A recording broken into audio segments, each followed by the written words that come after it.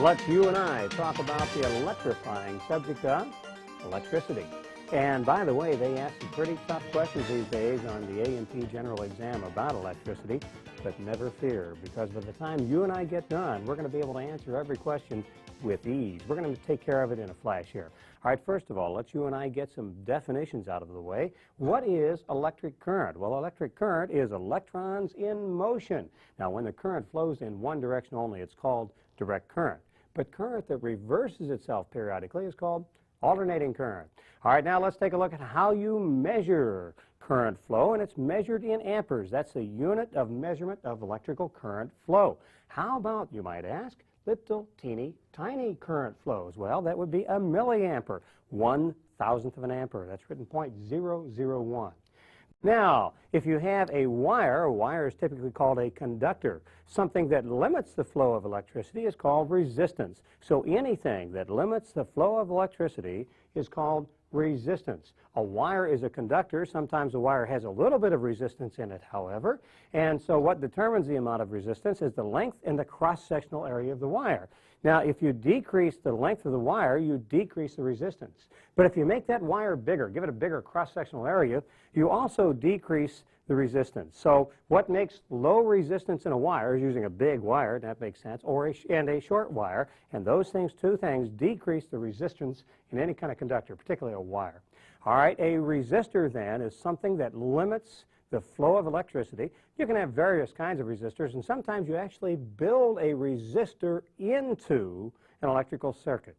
Now, here's what a resistor looks like that could be built into an electrical circuit. And what you're trying to do, again, is limit the flow of current with this resistor. Now, resistors can be of all different values, low value or high value, and that value is measured in ohms. We'll talk more about ohms later on. And resistors are generally classed as fixed or adjustable or variable depending on their construction and use. And a typical fixed resistor, like this one, consists of a small rod of carbon compound. So here's a typical fixed resistor. Now, an adjustable resistor is usually a small wire-wound type with a metal collar that can be moved along the resistance wire and it'll let you vary the value of resistance placed in the circuit. And a variable resistor is arranged so that it can be changed in value any time by the operator, generally a knob. And variable resistors are commonly known as rheostats or potentiometers. Now let's take a look here on figure 17 and take a look at how a potentiometer is shown. Now, a potentiometer is a specific type of variable resistor.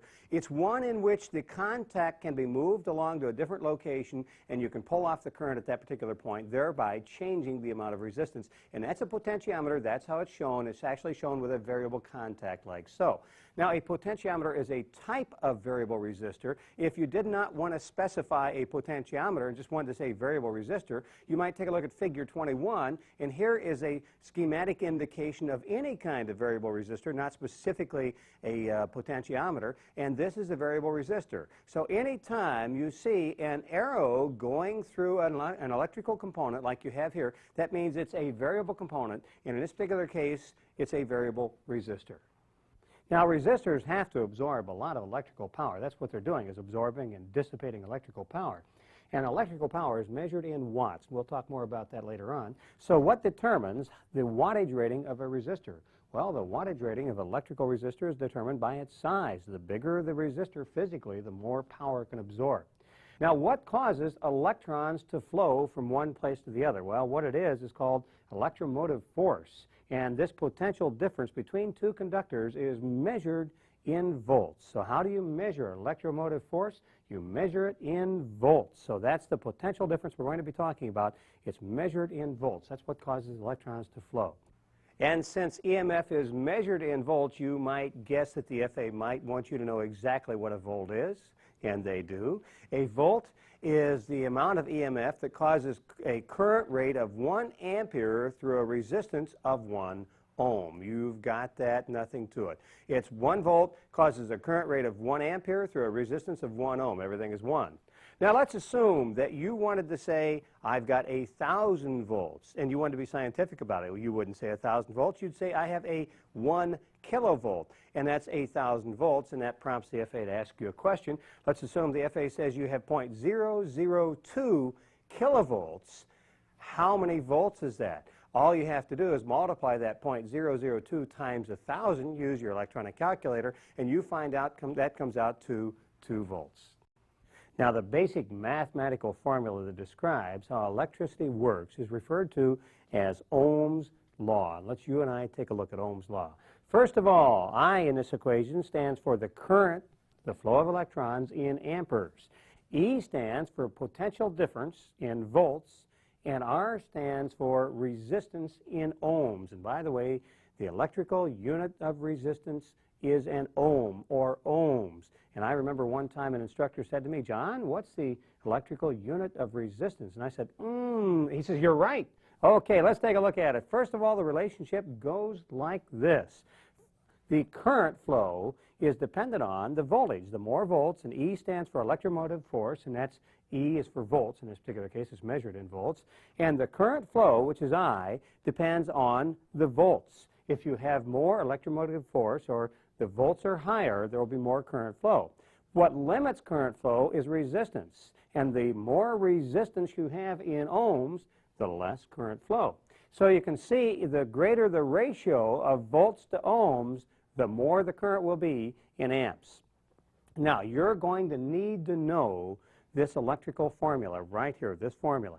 And when you walk in to the FA written exam to take the general test for the A&P, you should have this formula memorized, because you're going to need to use that. And what I recommend you do is sit down and write it down on a piece of paper when you walk in there right off. They will not let you carry this formula in on a piece of paper, but they will give you some blank sheets of paper, and they'll let you write it down. So I recommend you write it down on a sheet of paper as soon as you get in there. All right, first of all, we've talked about it. The current flow is determined by the ratio of volts to ohms, right there, or electromotive force, if you want to get fancy about it, to resistance. Now, you can work around with this formula mathematically.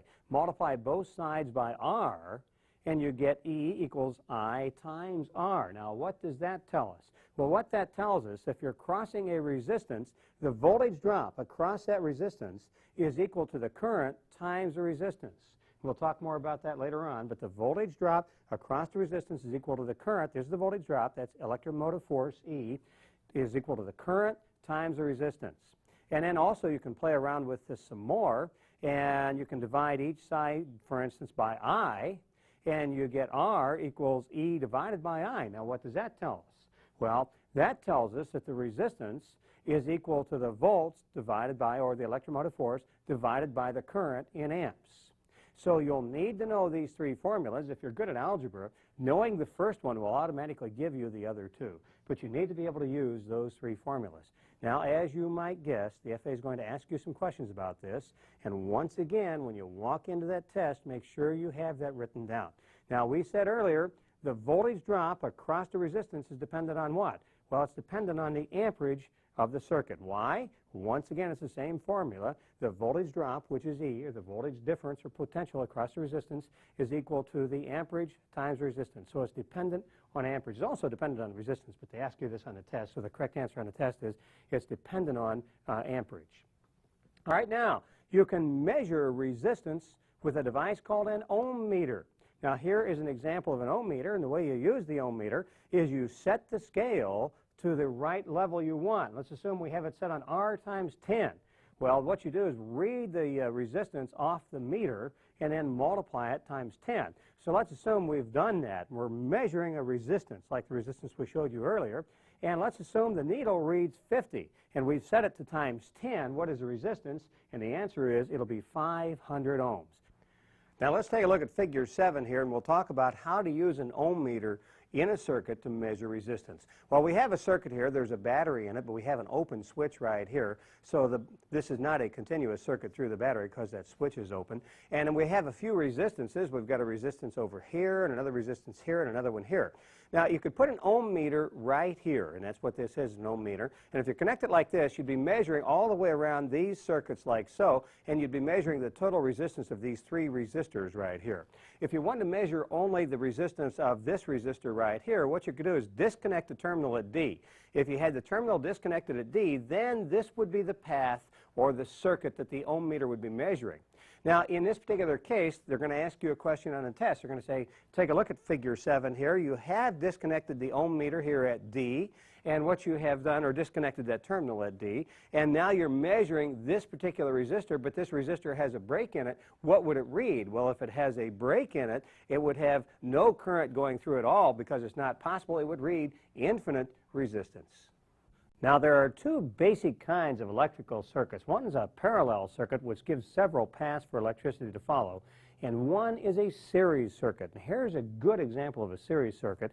A series circuit gives only one path for the electricity to follow, and you have resistances in that circuit, and the current must go through one, then another, and another in series. That's called a series circuit. It only gives one path for the electricity to follow. Now, no matter how many components are included in a series circuit, the current is the same intensity all throughout that circuit. So no matter how many components are included in that series circuit, the current is the same intensity all throughout the entire circuit. And that's one of the things you need to know. The same current goes all the way throughout the entire circuit. Now, let's take a look at how you determine the total resistance in a series circuit. It's really pretty easy. All you do is add up all of the resistances individually. In a series circuit, to find the total resistance, we're going to call that R sub T. All you do is add up the resistances one at a time. There's resistance 1, resistance 2, resistance 3, 4, 5, however many they are. Add them up, and that gives you the total resistance. Let's take a look at a way they're going to ask us a question about this on the FA written exam. They're going to say a circuit has an applied voltage of, we'll say, 30 volts in a load consisting of 10 ohms in series with a 20 ohm resistor. Now, the question is, what is the voltage drop across the 10 ohm resistor? Now, how can we find that out? Well, the first thing we need to know to find that out is to find out the current going across that 10 ohm resistor. Now, the important thing to remember here is no matter how many components there are in this series circuit, the current going through each component is the same all the way through. So we can find the current for the total circuit real easy by using Ohm's law. Once we find the current, then we know the current for that particular 10 ohm resistor. Then we found the current for that 10 ohm resistor by using Ohm's law again. We can find the voltage drop across that resistor. Let's take a look at it. First of all, let's find the current for the entire circuit. We'll use Ohm's law, and the current is equal to the electromotive force in volts divided by the resistance in ohms.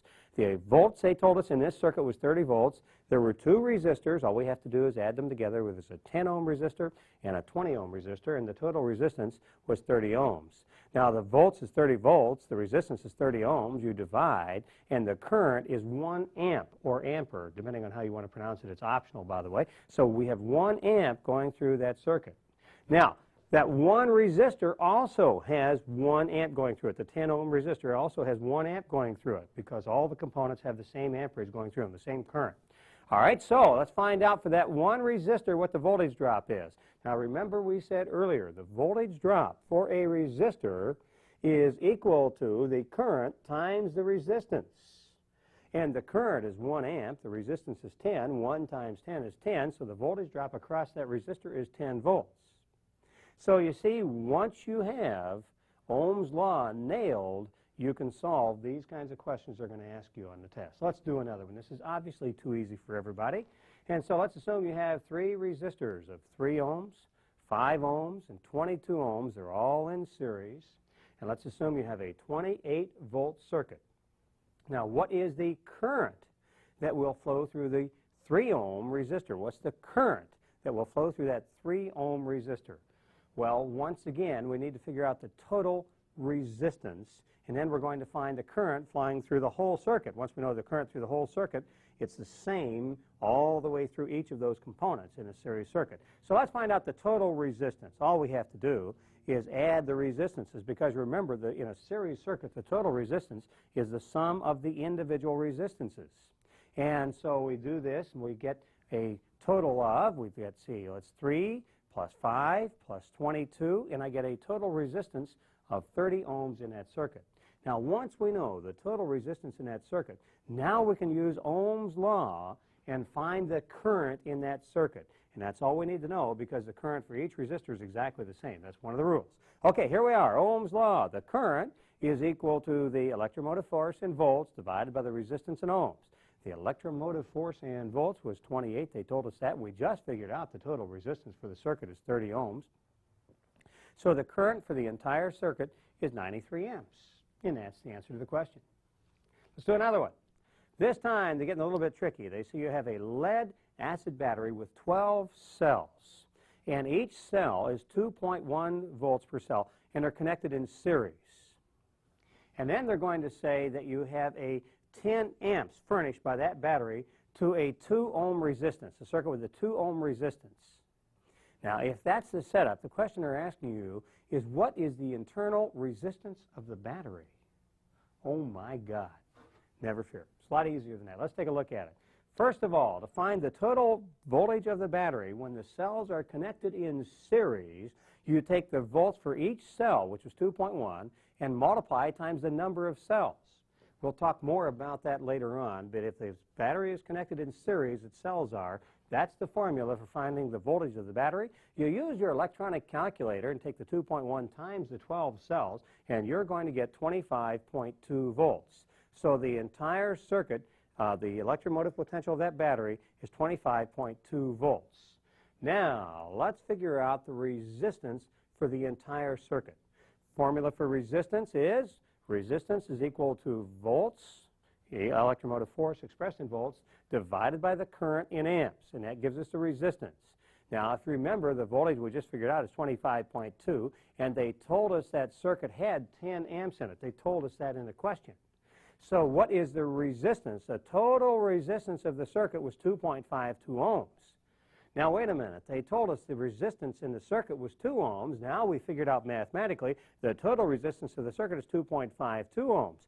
What's the difference? And the difference is the internal resistance of the battery, and that's the question they're asking us in this case. So if the total circuit works out to 2.52 ohms and the resistor in this circuit is 2 ohms, then what's left must be the total resistance of the battery, the internal resistance of that battery, and it's 0.52 ohms. All we have to do is subtract, and we've got it figured out. All right, let's do another one. This time, however, let's talk about parallel circuits. Now, parallel circuits are different in that a parallel circuit provides several paths for the current to go through. So here we have a case in which the current can go this path or this path or this path, and that is a parallel circuit. Things are just sometimes a little bit more complicated in a parallel circuit, but the thing you need to know is that the voltage drop across any resistance in a parallel circuit, and in that group, is equal to the voltage drop across any other resistance. In other words, in a parallel circuit, the voltage across any resistance is equal to the voltage across any other resistance. All of the voltage drops across resistors in a parallel circuit are equal to each other. Now, let's take a look at another question. And to do that, let's take a look at figure 11 again. Now, let's take a good look at this before we get started. First of all, notice you have a 24-volt battery here, and you have 3 resistors, and they are in parallel. In other words, there are several paths for the current to take, 3 different paths in this particular case for the current to take. Now, the thing you need to know is the voltage drop across the entire circuit is the same throughout for the total circuit and for the voltage drop for each resistor. They're all equal.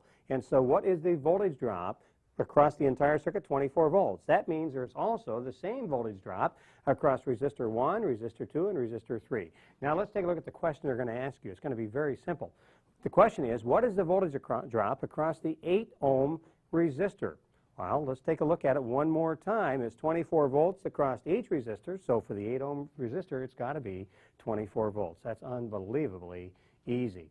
Now, here's another basic rule you need to know about parallel circuits, and that is the total current in that circuit is equal to the sum of the currents for the individual branches. So the total current is equal to the sum of these currents. So let's take a look at this drawing in more detail again. First of all, you take the current through this branch, the current through this branch, the current through this branch, total them together, and that is the total current. The current is the sum of the currents. Now let's you and I take a look at figure 13.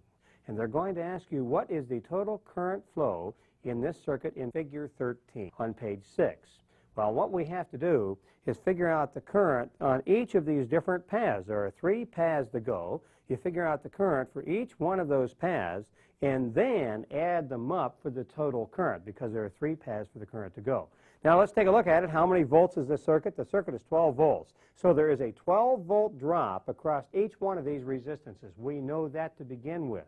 We also know how many ohms each one of these resistances is, because it tells us here, 30, 60, and 15. So to figure out the current for each path, all we have to do is use Ohm's law. So let's you and I take a look at that. Remember, there were 3 resistances. They were 30 ohms, 60 ohms, and 15 ohms. And to find the current, you take the volts, and the volts for all of them were 12 volts, because that was the voltage drop across each resistor in that particular case. Take the volts, the, or electromotive force, the volts, and divide it by the resistance, and that gives you the current. That's the basic Ohm's law that we said you need to know. All right, so all you have to do is do that for each one of these, 12 divided by 30, 12 divided by 60, and 12 divided by 15. And those are the 3 currents, the 3 different paths provided in that parallel circuit. Well, with your electronic calculator, 12 divided by 30 comes out to 0.4 amps. 12 divided by 60 comes out to 0.2 amps. 12 divided by 15 comes out to 0.8 amps. So to get the total current through the entire thing, you add them up. 8 and 2 is 10, and 4 makes 1.4 amps. So the total current through that circuit was 1.4 amps. Now that's the easy part. Now let's figure out the formula for the total resistance in a parallel circuit. And this is another formula, by the way, that you need to write down. So let's take a look at it. This is a little bit complicated, but never fear. By the time we get done, you're going to find it easy. Okay, the total resistance in the circuit is equal to a fraction that looks like this. It's 1 over these 3 individual fractions. And these 3 individual fractions consist of a numerator of 1 in each case and a denominator of the resistance for that particular resistor we're talking about. So the total resistance for the circuit is equal to 1 divided by these 3 fractions added together. And it's resistance 1, 1 over resistance 1, 1 over resistance 2, and 1 over resistance 3, etc., depending on how many resistances you have. Now, you need to remember that the total resistance is equal to 1 over these 3 fractions. It's 1 over resistance 1, 1 over resistance 2, and 1 over resistance 3. And by the way, that's one of those things that you should write down when you take the written exam. And as soon as you walk down into there, write this formula down. We'll talk about this later on, which ones you should write down. And once again, they won't let you sneak them in. You can sneak them in your brain, and as soon as you get there, write them down. Now, there are some things that the mathematics of that formula will tell you, and one of them is this. If you have a parallel circuit, the total resistance of that circuit will be smaller than the smallest resistance in that circuit. So if you have 3 resistances in the circuit, the total resistance is going to be smaller than any one of those 3. And there's another thing that it'll tell you. Let's use light bulbs as an example. Let's assume you have a parallel circuit and there's 3 light bulbs in it, and one of the 3 bulbs is removed. What's going to happen to the total resistance? And the answer is the total resistance will become greater, because as you add more resistance, the total resistance becomes smaller. And that's mathematical formula tells you that. Now let's you and I take a look at Figure 8, Appendix 2, in the back of the book. And let's take a look at the question they're going to ask you here. First of all, you have this circuit with a battery in it, we'll say. And by the way, this is a fuse right here, and it has no resistance to it, and that's a switch up here. We'll talk more about these later on. All right, now what they're going to do is they're going to put an ohm meter in this circuit, and notice that there is a break right here. So if you put an ohm meter in this circuit at this particular point, you're basically going to be reading the total resistance of the parallel circuits consisting of resistance 1 and resistance 2. Resistance 3 has a break in it, so it's not involved in that. And so basically the question is, what is the total resistance of these two, this circuit consisting of these 2 parallel resistances? All right, let's take a look at it. The formula goes like this. The total resistance is equal to 1 over these 2 fractions. And it's 1 over resistance 1 divided by resistance 1 plus 1 divided by resistance 2. What are the numbers we're going to put in here? Well, each of these resistances on Figure 8 is 20 ohms. So now let's go back and take a look at the formulas, and it becomes the total resistance is 1 divided by these two fractions, 1 over 20 plus 1 over 20. Well, 120 plus another 1/20 comes out to what? Well, let's take a look at it. It comes out to 2/20. So now the total resistance is equal to 1 over 2/20. Wait a minute. What is 2/20 equal to? You got it. It's equal to 1/10. So now its resistance total is equal to 1 divided by 1/10. There's another way we could express that, and that is 1 divided by, with a division sign, 1/10. Now, if you want to get rid of the division sign, all you have to do is flip-flop the 1/10, and so the total resistance is equal to 1 times 10. And what's the total resistance of the circuit? And the answer is the total resistance is 10 ohms. You can see it right there. 10 times 1 is 10. Divided by 1 is still 10, and the answer is 10 ohms.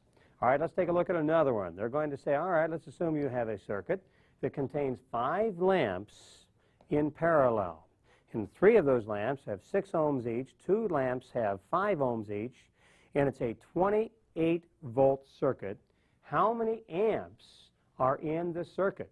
Well, first of all, we need to find the total resistance in the circuit. Then we'll use Ohm's law and find out how many amps are in the circuit. And you need to be able to figure out what you need to know. Let's figure out the total resistance of the circuit first. And here you are. The total resistance is equal to 1 over these fractions. And the fractions are 3 resistances of 6 ohms, so it's 1 over 6 plus 1 over 6 plus 1 over 6.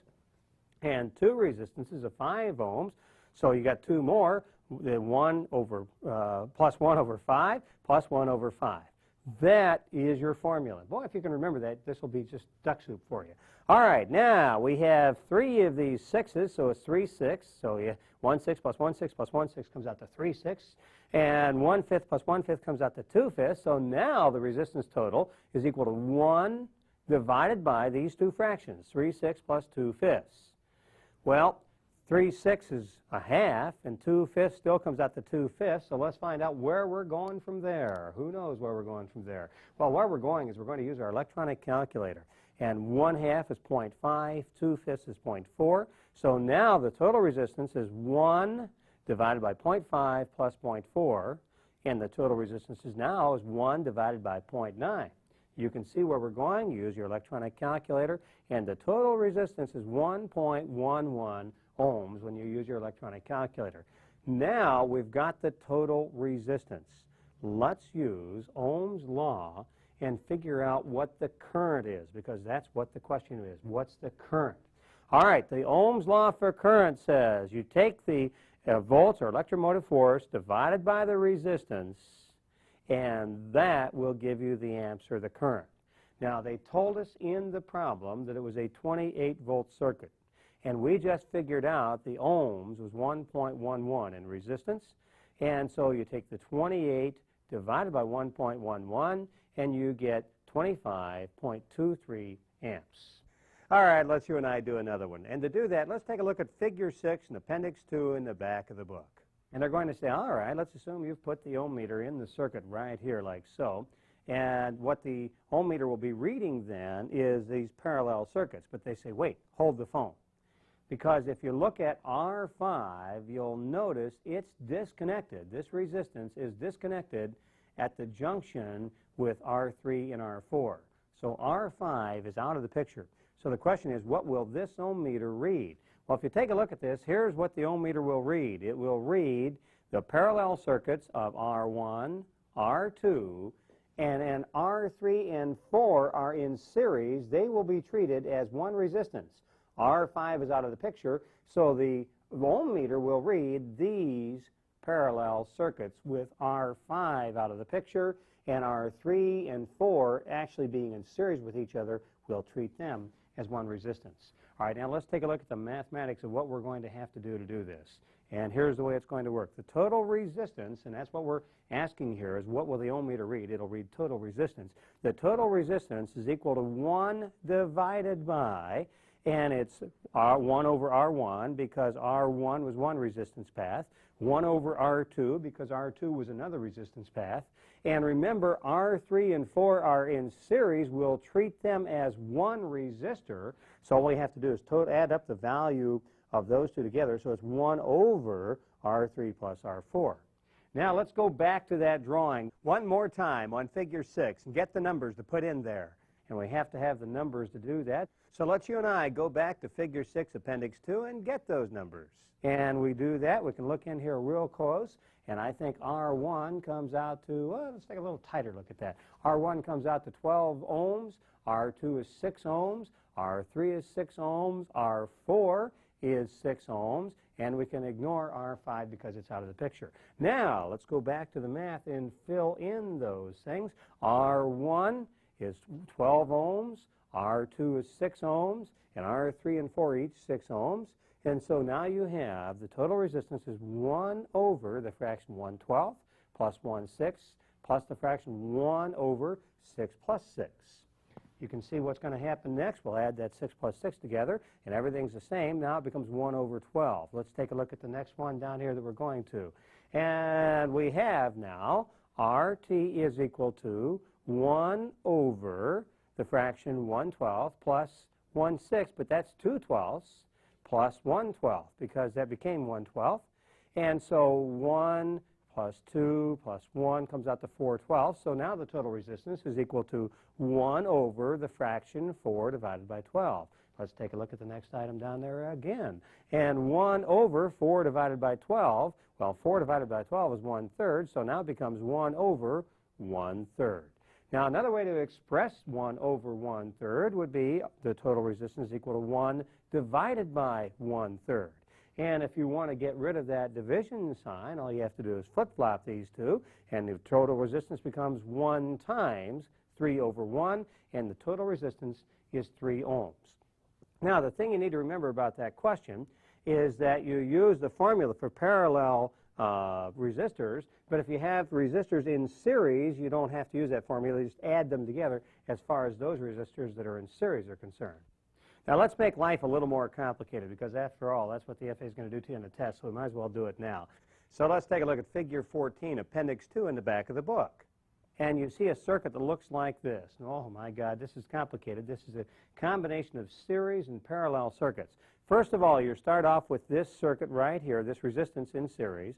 Then you have the paths split out, and you have 3 paths that the electricity can go with a resistance in each one of them. Then it goes back to 1 path and another series resistance there. So what we're going to have to do is convert this parallel circuit into 1 total resistance, and then all we have is 3 series resistances right there. So let's convert this 1 parallel resistance, first of all, this parallel circuit, into 1 single total resistance. And to do that, let's get the numbers. Resistance 2, if you look at the ohms there, I believe comes out to 4 ohms. And resistance 3 comes out to 6 ohms. And let's take a look over here and see what resistance 4 comes out to, 12 ohms. So what we want to do is take that path right now and convert that into a total resistance. And then again, we get done with that, we're going to add it to these series resistances over here. All right, let's convert that path we just talked about into, if you don't mind, a total resistance. And total resistance for a parallel circuit looks like this. It's 1 over these fractions, and the resistances were 4 ohms, 6 ohms, and 12 ohms. So the fractions become 1/4 plus 1/6 plus 1/12. All right, so now the total resistance for those 3 resistors in parallel become 1 over 1/4 can be converted to 3/12. We're converting these all to 12ths so we can add them together. And 1/6 becomes 2/12, and 1/12 still stays 1/12. Now let's add them together. 3 plus 2 plus 1 comes out to 6/12. So now the total resistance is 1 over 6/12. Back in the old days, 6/12 used to be 1/2. I think it still is. So now we'll call that 1 over 1/2. But let's express that a different way. We'll call it 1 divided by 1/2. It's the same thing. Now, if you want to get rid of the division sign, all you do is flip-flop this fraction. It's 1 times 2 over 1. And the resistance for those 3 resistors in parallel is 2 ohms. Now let's go back and look at the drawing again and see where we go from here. What we did is we figured out the total resistance for these parallel resistors was 2 ohms. Now we take that 2 ohms and the the path of the current goes like this. It goes through this resistance up here, and then through the 2 ohms, and this resistance down here, and then back. So let's figure out what the resistance is total, and all we have to do is add these up. So let's take a look at that resistance right there and see if we can read the number off that chart. And if you look at resistance 1, we get in there real tight and take a look at it and see what it says. And I think it says that's 5 ohms. And now let's take a look at the bottom resistance down there and see how many ohms that is. And that is 10 ohms. So now we have 2 ohms for the parallel circuit. And the series resistance of 2 ohms and 5 ohms, let's take a look at the math. It's 2 ohms plus 5 ohms plus 10 ohms. And so the total resistance of the entire circuit is 17 ohms. All right, that was complicated, wasn't it? Let's do it more complicated. And to make it more complicated, let's take a look at Figure 12 in Appendix 2 in the back of the book. And here is another even more complicated circuit. And the circuit looks a little bit like this. First of all, you start off here, and you have a resistance in series, and then you have a parallel path. You can go 2 different directions, and then you have another 2 paths you could take here, and then you come back here, go through a switch, go through a fuse, and then back. And the fuse, of course, has no resistance at all as far as we're concerned. All right, now the way we're going to do this is we're going to have to try and resolve these parallel paths into a total resistance. So the first one is this one on the right-hand side over here. So let's take these 2 resistances as a parallel path and figure them out as a total resistance. Now let's take a look here and see if we're going to read these numbers off these resistances. And I believe the resistance number 4 is 12 ohms. Resistance number 5 is 6 ohms. So let's you and I, first of all, mathematically convert those into a total resistance. And so the total resistance is 1 over, and it was 12 ohms and 6 ohms, so the fraction's 1/12 plus 1/6. And of course, we can convert that 1/6 to 2/12 so we can add these together. So now the total resistance is 1 over 1/12 plus 2/12. And I believe if you look down there a little further, that's going to come out to 3/12. So let's see if it does. And it does. The total resistance is 1 over 3/12. And 3/12 is 1/4. So the total resistance is 1 over 1/4.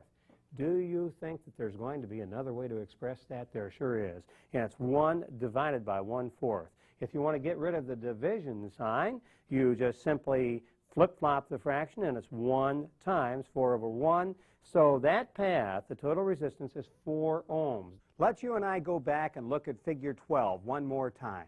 And what we have just done, we have just made this path right here, we've made a total resistance out of that of 4 ohms.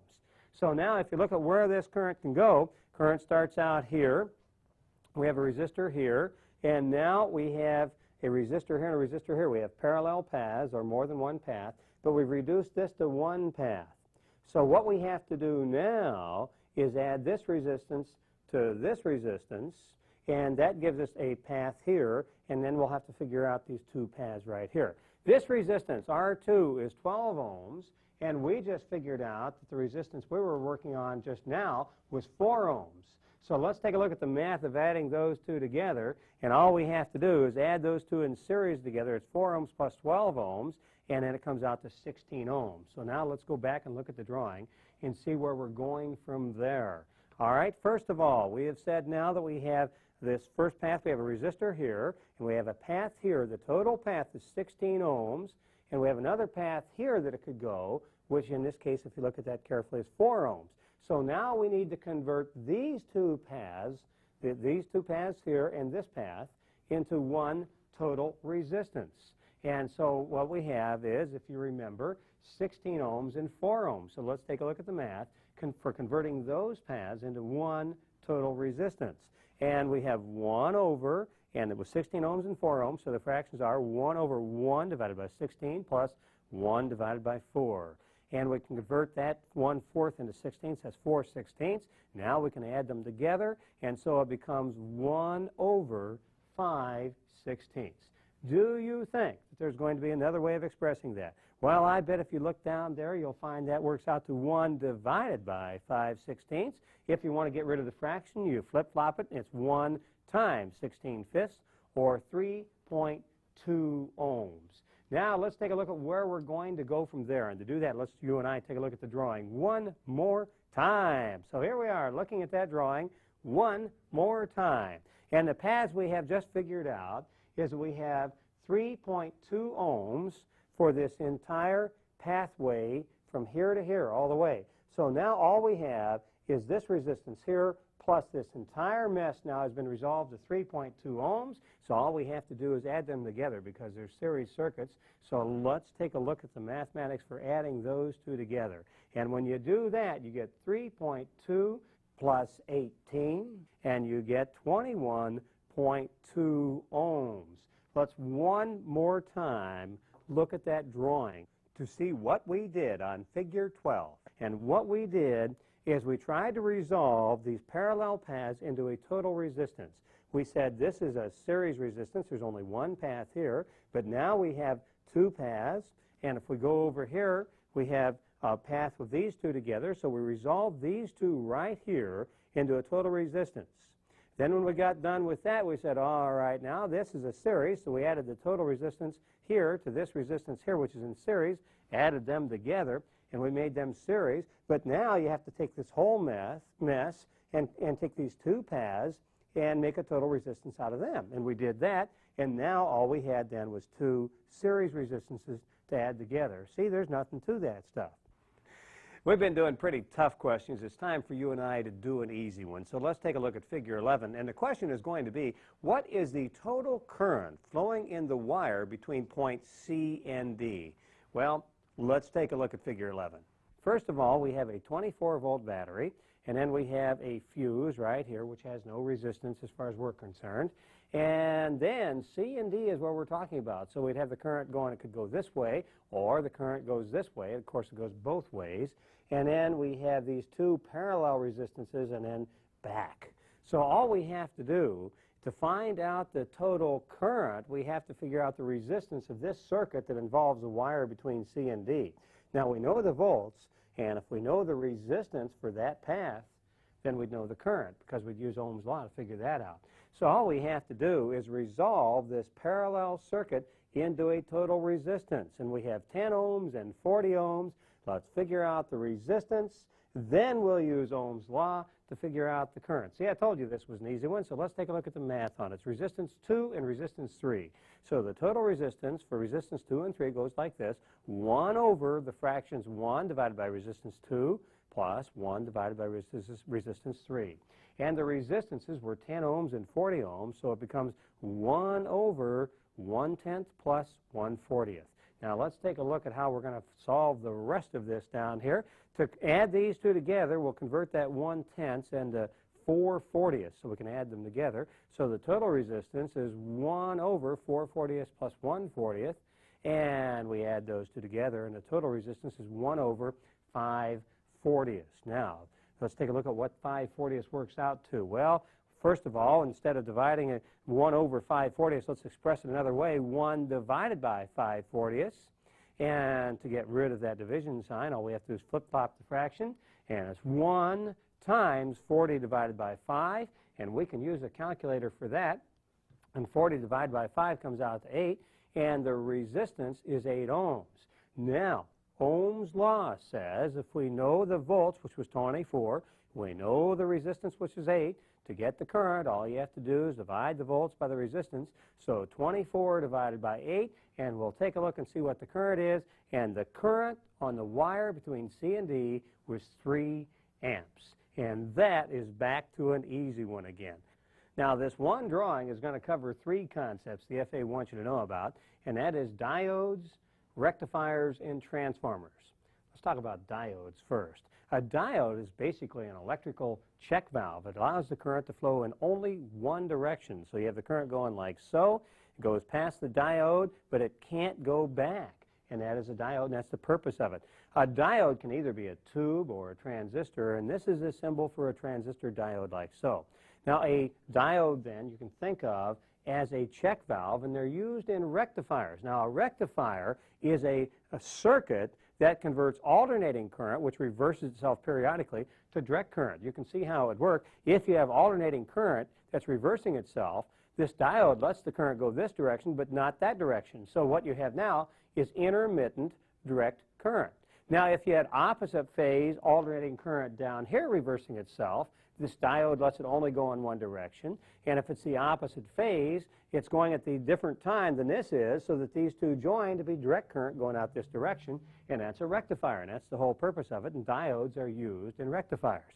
Now, here is a special kind of diode known as a Zener diode. Now, a Zener diode is one that will conduct electricity only under certain voltage conditions, and a typical application for a Zener diode would be as a voltage regulator. So that is a special kind of diode known as a Zener diode. Now, here is a transformer. Now, a transformer actually is two coils of wire normally wrapped around the same bar or wrapped over the top of each other. And if you have a small coil in the primary circuit and more wraps or more turns in the secondary circuit, you step up the voltage. And by the way, if you step up the voltage, we'll say from 1 to 4 here, you would step down the current by the same ratio. That's one of the things you need to know about a transformer. When it steps up the voltage by a ratio, it steps the current down by that same ratio. Now, here's a question they're going to ask you about this on the test. They're going to say, all right, let's assume you have a transformer with a step-up ratio of 5 to 1, and the primary voltage is 24 volts. Well, the secondary voltage would be 5 times that. But the primary amperage is what they're going to ask you what it was, because they're telling you the secondary amperage is 0.2 amps. Well, if the secondary amperage is 0.2 amps, it gets stepped down by the same ratio that the voltage got stepped up. So the primary amperage had to be 5 times 0.2 amps, or the answer is 1 amp. And that's a typical way they're going to ask you questions about this on the test. All right, now let's talk about my favorite subject, power. And the question is, what is power? Well, power is the rate of doing work. And there is a formula for electrical power, and here it is. Electrical power, and by the way, it's measured in watts, and we'll talk about that in just a few seconds. Electrical power is the current flow in amps times the electromotive force in volts. It's amps times volts, and that gives you power. Now, mathematically, you can play around with this a little bit, and you can divide each side by E, and you find that the current is equal to the power divided by the electromotive force in volts. You could also play around with this and divide each side by I, and you'd find out that the volts, or electromotive force, is equal to the power divided by the current. Now, the two that you need to know for the FA written exam are these top two, and we'll work with those for quite a bit. Now, once again, what is the unit used to express electrical power? And the answer is the unit of electrical power is a watt. Now, I had an instructor ask me that question. John, he said, what is a unit of electrical power? I said, what? He says, you're right. All right, now let's take a look at a question the FA is going to ask you about this on the test. They're going to say, let's assume you have a 24-volt source, and it furnishes 48 watts to a parallel circuit, and there are 4 resistors of equal value. What is the voltage drop across each resistor? Now, I am sure that you have heard of the concept of blowing smoke. This is a wonderful example of blowing smoke, because the 48 watts in this question has nothing whatsoever to do with it. If you have a parallel circuit, the voltage drop across each resistor is identical to the total voltage drop. What is the total voltage drop? 24 volts. What's the voltage drop across each resistor? 24 volts. What did the 48 watts have to do with it? Absolutely nothing. And here is yet another case of blowing smoke on the same subject. The FA just loves to blow smoke. Here you have a parallel circuit. You have a cabin entry light that is 10 watts and a dome light that is 20 watts. And they are wired in parallel with each other across a 30-volt source. Now, the question is, if you measure the voltage drop across the 10-watt bulb, what will that tell you about the voltage drop across the 20-watt bulb? And the answer is it will be equal, because these are just resistances in the circuit, and the voltage drop across all resistances that are parallel to each other in a circuit is the same. And what did the wattage have to do with it? Absolutely nothing. Now, let's take a look at another question that the watts does have something to do with it. You have a 48-volt source 192 watts in a parallel circuit, and you have 3 resistors of equal value. What's the value of each resistor? Now let's stop right here and take a look at this and see how we're going to figure this out. First of all, we need to know the total current through the circuit. Then after we figured out the total current through the circuit, then we're going to figure out what the resistance is for the entire group. So let's figure out, first of all, the total current through the circuit. To do that, we'll use this law. Right here, you've seen that before. It's the power law. Okay, first of all, the current is equal to the power in watts divided by the electromotive force in volts. The power in watts was 192, and the volts was 48, and so the current in amperes was 4 amperes. So now we know the current in amperes. All right, now let's take a look at what the total resistance is. The total resistance for the entire circuit is equal to the electromotive force, which is E, which is volts, divided by the current in amps. The volts was 48, the current in amps was 4, the total resistance was 12 ohms. Now that total resistance is made up of 3 identical resistors. So if we want to know the formula for 3 identical resistors providing a total resistance, we know that this total resistance is 12 ohms. Here's how it got there. It's 1 over the 3 fractions, resistance 1 plus resistance 2 plus resistance 3, 1 over those as fractions. Okay? Now, if the denominators are all the same, you can add fractions together. So that 12 ohms as a total resistance can also be expressed as 1 over the fraction 3 divided by the resistance value for each one of those resistances.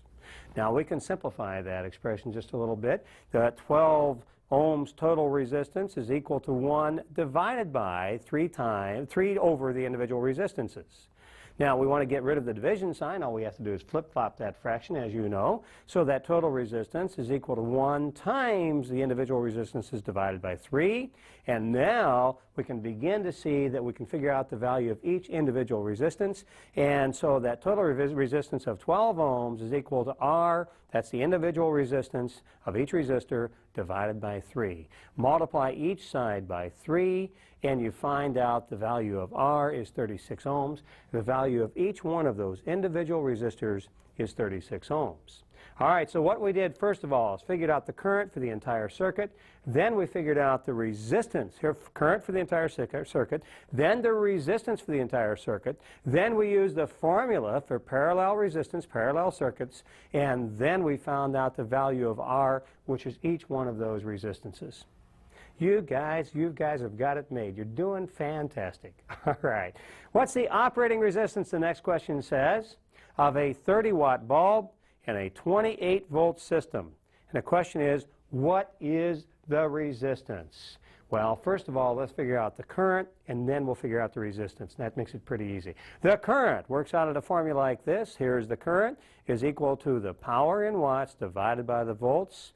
Power in watts is 30, volts is 28, the current is 1.07 amps.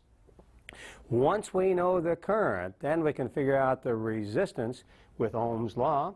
And resistance equals the volts divided by the amps. The volts was 28, the amps is 1.07, and the resistance is 26.17. And that is the answer to that question.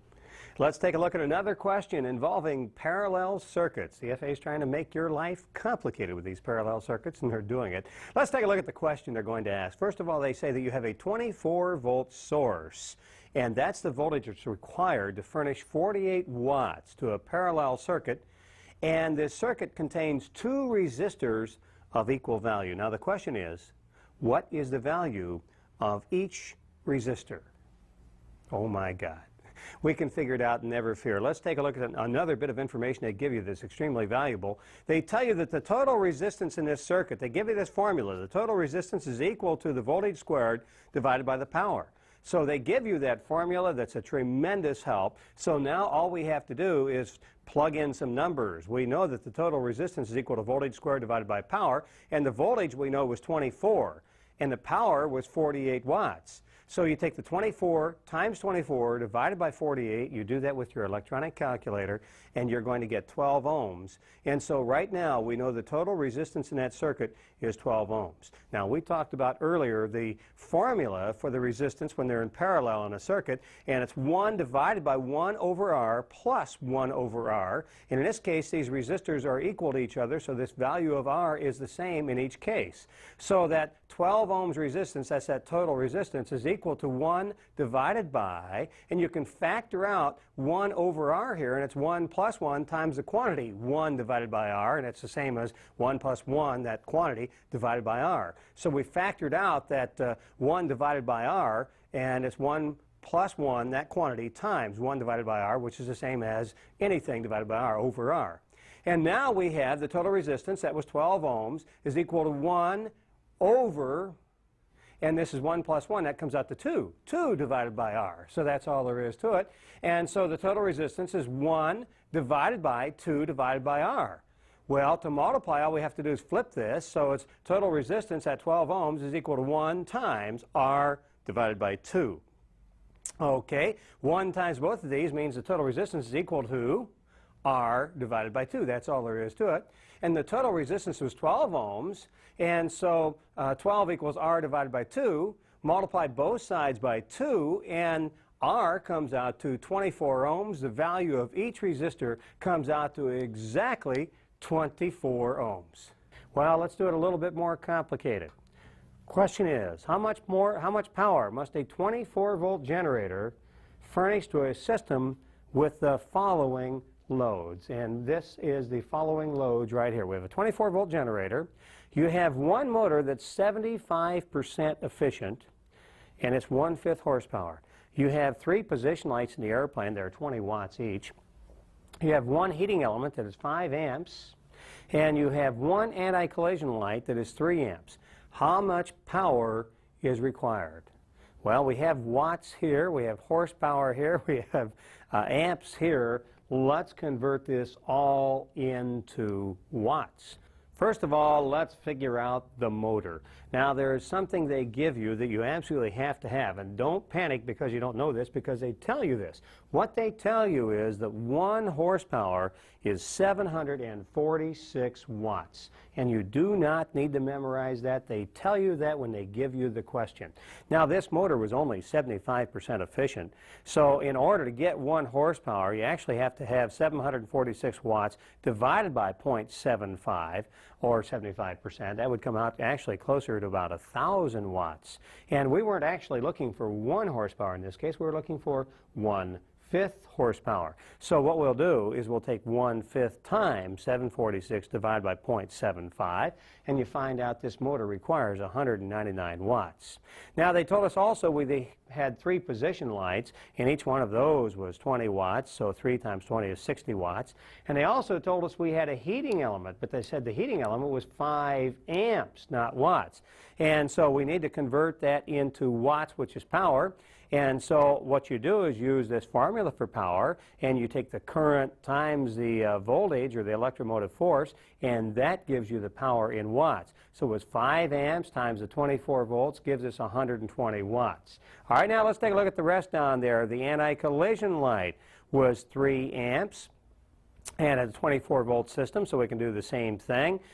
3 times 24 is 72 watts. And all we have to do is total those up. We had 199 for the motor. The position lights was 60 watts. The heating element was 120 watts. The anti-collision light was 72 watts. And the total of that is 451 watts. So if you know these formulas, you got it nailed. They're just asking you to be able to multiply volts times amps to get watts. And that's all we had to do in that particular case. Now, here's a question the FAA is going to ask you that I think is actually kind of fun. It involves 3 different types of electrical systems, and it says, which one of these do you think will require the most electrical power?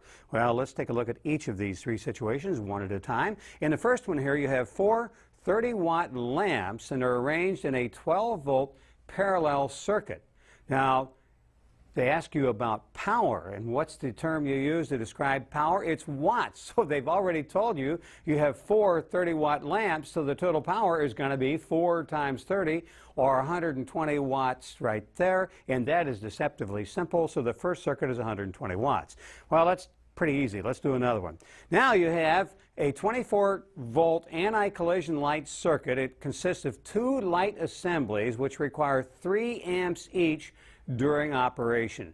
Well, let's take a look at this. First of all, power, as you remember, is amps times volts. Well, we have 3 amps and 24 volts. So this is 3 times 24 in each circuit, and that's the power required in each circuit. It's the amps times the volts. And we have 2 of those circuits, so to figure out the power here, 2 times 3 times 24, that's the power in each circuit, equals 144 watts. So that's a little bit more. That's 144 watts. So let's take a look at the third situation they're going to ask you about. Here you have a motor that produces 1/5 horsepower. It's a 24-volt motor that's only 75% efficient, and they tell you that 1 horsepower is equal to 746 watts. That's a key bit of information you have to know, but they already told you that. So let's take a look at it. First of all, we have 1 horsepower is 746 watts, but this motor is only 75% efficient. So to produce horsepower, it's 746 divided by 0.75. So that would give you 1 horsepower. But we're only talking about 1/5 horsepower, so we'll multiply that times 1/5. So the formula will be 1/5 times the power required for 1 horsepower, 746 watts for 1 horsepower, but it's only 75% efficient. And then you multiply that out, and you get 199 watts. That's the one that requires the most power, and I think that's a fun question. Now here's another question involving power they're going to ask you about on the test. They're going to say, let's assume that you have a 12-volt electric motor and that it has a 1,000-watt input and a 1 horsepower output. So you can see it's pretty efficient. Now let's assume that you had a 24-volt motor with 1 horsepower output that had the same efficiency ratio. The question is, how many watts would be required? And the answer is the same 1,000 watts. If it has the same efficiency ratio, watts to horsepower, it's going to be the same down here, still 1,000 watts. And whether it's 12 volt or 24 volt doesn't make any difference. Now let me ask you a question.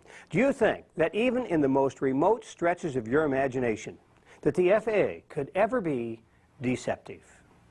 You bet they can, and here is a case in point. They have a question like this. They give you this information. They tell you that you have a 1 horsepower, 24-volt DC electric motor, and that this electric motor is 80% efficient, and it requires 932.5 watts to produce that 1 horsepower. They give you that information. Then they ask you this question.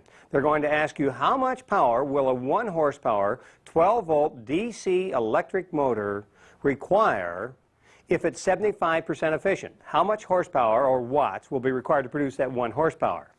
And they also tell you that 1 horsepower equals 746 watts. Now you might look at this and say, well, hold it, wait a minute. What does this top part have to do with this question? I've got the information I need right here, don't I?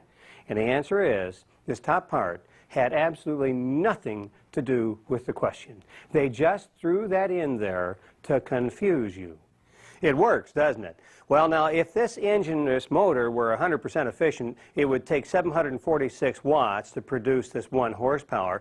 But in this particular case, we're told it's 75% efficient. So all you have to do is take that 746 watts divided by 0.75, and you're going to find out that it's going to take about 1,000 watts to produce 1 horsepower, actually 994.7 watts, and you have produced 1 horsepower, and that is a case of being very tricky. Let's do another one. This time, they're going to say you have a 14-ohm resistor to be installed in a series circuit carrying 0.05 amps. Now, the question is, what is the power required to be dissipated by that resistor? All right, let's take a look at it. First of all, we want to know how many volts are in the circuit before we can multiply volts times amps to get watts. All right, to find out how many volts are in the circuit, you use this formula. Volts is electromotive force equals the current which is I, times the resistance. The current was 0.05 amps, and the resistance was 14 ohms, and you multiply that out, and we have 0.7 volts. Now we have the information to find out power, and so you take the volts, which was 0.7, and multiply it times the current, which is 0.05, and 0.05 times 0.7 equals 0.035 watts, and that's 35,000th of a watt. Another way to express that is 35 milliwatts, because 1 milliwatt is 1,000th of a watt. All right, let's do another one. This time, let's take a look at Figure 8, Appendix 2, the FAA's book, and they give you a circuit like this, and they say, how much power is being furnished to this circuit? Well, once again, first of all, you have to find the voltage before you can multiply the volts times the amps. Well, let's call this a generator. Let's call this a 23 amp meter here. It's an ammeter, and it's measuring 23 amps and a resistance of 5 ohms. And so we know the amps and we know the resistance. So now let's take a look at what we need to do to find volts. Well, if you remember the formula, it's very simple. Volts equals the amps times the resistance. And we have 23 amps and resistance of 5 ohms. It's 115 volts when you multiply that out. To find the power, you multiply the current times the voltage. And the current was 23 amps. The voltage was 115. Multiply that out, and it's 2,645 watts. All right, it's getting simpler and simpler and simpler, isn't it? Let's do another one. Let's assume that you have a 30-volt, 1/2 horsepower motor that is 85% efficiency. The question is, how many amps will it draw? Well, first of all, let's find out how many watts this motor is, and then we can figure out how many amps it is. All right, to find out how many watts, we have a 1/2 horsepower. They will tell you, once again, that 1 horsepower is 746 watts. You do not need to memorize that. Don't worry about that. Saying it's 85% efficient, so to produce 1 horsepower at 85% efficiency, it would be 746 divided by 0.85. We only want to produce 1/2 horsepower, so we multiply that times 1/2. So it's 1/2 times 746 divided by 0.85, and it's 438.8 watts for this motor. But hold the phone, they asked us for amps, and the formula for amps is the current equals the power in watts divided by the electromotive force in volts, and the power is 438.8 divided by the 30 volts, and so the current is 14.6 amps, and that's the answer to that question. Now, before we wrap up DC current, I want to cover those formulas that you need to have in your mind when you walk into that test room. Let's take a look at them. First of all, if you remember, you need to know Ohm's law. And Ohm's law is current in amps is equal to electromotive force in volts divided by resistance in ohms. Now, if you know that, you can get the other two in Ohm's law if you're good with algebra. But the other two are that the electromotive force in volts is equal to the current in amps times the resistance in ohms, and the resistance in ohms is equal to the electromotive force in volts divided by the current in amps. You need to know those three. If you got algebra nailed, then all you have to do is know the first one, and you can figure out the other two. Now let's take a look at the formulas for resistance. First of all, resistance in series. To find the total resistance in the circuit, just add up the individual resistances, however many there are. Resistances in parallel. To find the total resistance, you use this formula. It's 1 divided by these fractions. 1 over resistance 1 plus 1 over resistance 2 plus 1 over resistance 3. If you know those two resistance formulas, you've got that taken care of. And finally, let's take a look at the formula for power. Power is equal to, and it's in watts by the way, equal to the current in amps times the electromotive force in volts. And the other formula for power, you can figure it out algebraically. If you know this one, you can figure this one out. But the other one is that the current in amps is equal to the power in watts divided by the electromotive force in volts. Now, if you've got everything that we've talked about, you have everything you need to know about DC current on the general exam. Now, let's see if you and I can figure out AC current or alternating current. Now, alternating current is different than direct current. Direct current goes only in one direction. Well, alternating current goes in one direction, then it reverses itself, goes the other direction. Then it reverses itself, goes the other direction. Then it reverses itself and goes the other direction. I think you get the idea.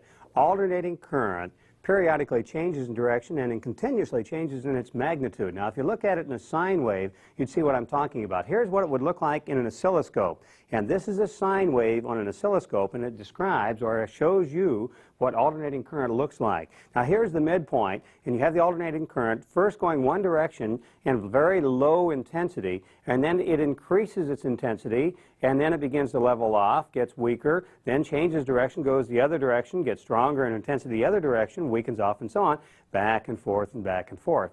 Now, they're going to ask you on the test, how would you describe alternating current? Here's how you define alternating current. It's current that periodically changes direction and continuously changes in magnitude. And that's a picture of what alternating current looks like right there. Now, there are three values regarding alternating current that should be considered. They're instantaneous, maximum, and effective. Let's take a look at them. First of all, the instantaneous value of alternating current is the value of the induced current or voltage flowing at any instant. And let's take a look at that in writing here. The instantaneous value is the value of voltage or current flowing at any instant. That's the instantaneous value. In other words, at any particular time, you can figure out what the value of the current is. That's the instantaneous value. The next thing we want to see in writing is the maximum value. And the maximum value is the largest instantaneous value. It's the peaks here. That's the maximum value, the largest instantaneous value. Finally, what's really important is the effective value. And the effective value is the direct current to produce an equal heating effect. In other words, if you're trying to heat up the circuit, how much current would you have to do in direct current to produce the same values as this particular alternating current? And that's the effective value. And by the way, unless somebody says otherwise, when they talk about the value, they're talking about effective value. And as a rule, by the way, the effective value, would you think it would be more or less than the instantaneous value? And the answer is the effective value is less than the maximum instantaneous value, because the effective value is kind of an average. It's called a root mean squared, but it's really an average, and it's less than the peaks or the maximum instantaneous voltage. So the effective voltage would be less. Now, once again, unless otherwise specified, any values given will be effective values, unless somebody says otherwise. And that's either for current or voltage in an AC circuit, and that's what you assume is effective values. Let's talk about lines of force, because that's a concept that will be useful later on. Anytime you pass a current through a wire, you create a magnetic field around that wire, and that's called lines of magnetic force around that wire, and that's what we're talking about. And when you apply a voltage to put a current through a wire, first what happens is you create a magnetic field, and that actually delays the flow of current for just a little bit, and so the current doesn't flow for a while. Then when the magnetic field is created, the current flows. If you happen to apply alternating current, what happens is first you have a voltage applied in this direction. There's a little delay while the field is being created, and then when that voltage drops off, the current still flows for a while the field collapses. Then you apply a voltage in the other direction. There's a delay while the magnetic field gets created and so on. But you have a constantly collapsing and expanding magnetic field when you run alternating current through a wire. Now, if you want to intensify that magnetic field, you can do something very, very creative. What you can do is take that wire and wrap it into a coil, and you concentrate or intensify that magnetic field and get a much stronger magnetic field. If you want that magnetic field to be even stronger yet, what you can do is put an iron core in here, and that really concentrates the magnetic field. And in fact, one of the things you want to know is magnetic lines of force pass most readily through iron when compared, we'll say, with copper or aluminum, and therefore putting an iron core in here really concentrates the magnetic field. Now, another bit of information you might want to know is that if you took an electromagnet, let's assume you don't have any current through this wire right now, and you just take any kind of magnet for that matter, take a magnet and wave it by this wire. What you'll do is as you wave the magnet by this coil of wire, you'll create a current in that wire. Of course, that's the basis on which a generator works, and that's one way of creating a current is just take a magnet and pass it by a wire, and you'll create a current in that wire. Now let's get a little more complicated. Let's have two coils of wire. Here we have a coil of wire with an iron core and another coil of wire with an iron core through it. In fact, we'll have the iron cores be connected, but these two coils of wire will not have connected electrically in any way at all. Now let's assume that we put an alternating current in this coil of wire. What happens is we're going to create a magnetic field that keeps expanding and collapsing. Well, we said if you run a magnetic field past a coil of wire, you could create a current in that other coil of wire, and that's exactly what happens here. The expanding and collapsing field from this coil of wire creates a current in this coil of wire, even though they are not connected to each other electrically in any way.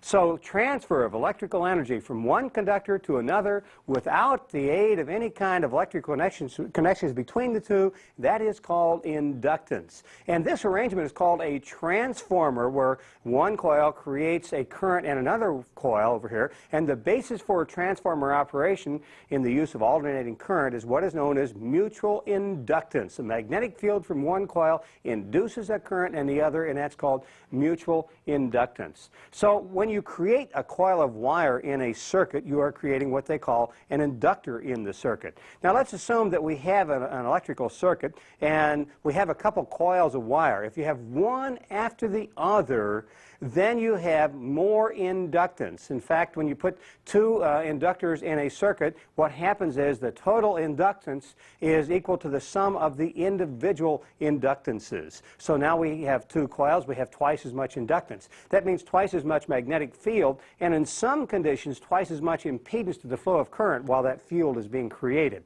Okay, now let's assume instead of having these in series, as this is, one after the other, you put these inductances in parallel with each other. Now you're going to find that there is less inductance totally. How much less inductance totally is there? Well, the total inductance is less than the lowest rated inductor of all of these. Of any one of these, is less than in any of them. This is putting inductances in parallel. Now, we said earlier, any time you have inductance, a coil of wire, it tends to impede the flow of current. What's that called? Well, that is called inductive reactance. Let's take a look at the words for that. That's called inductive reactance, and it's measured in ohms. Why is it measured in ohms? Because it slows down the current, it impedes the flow of current just the way resistance does.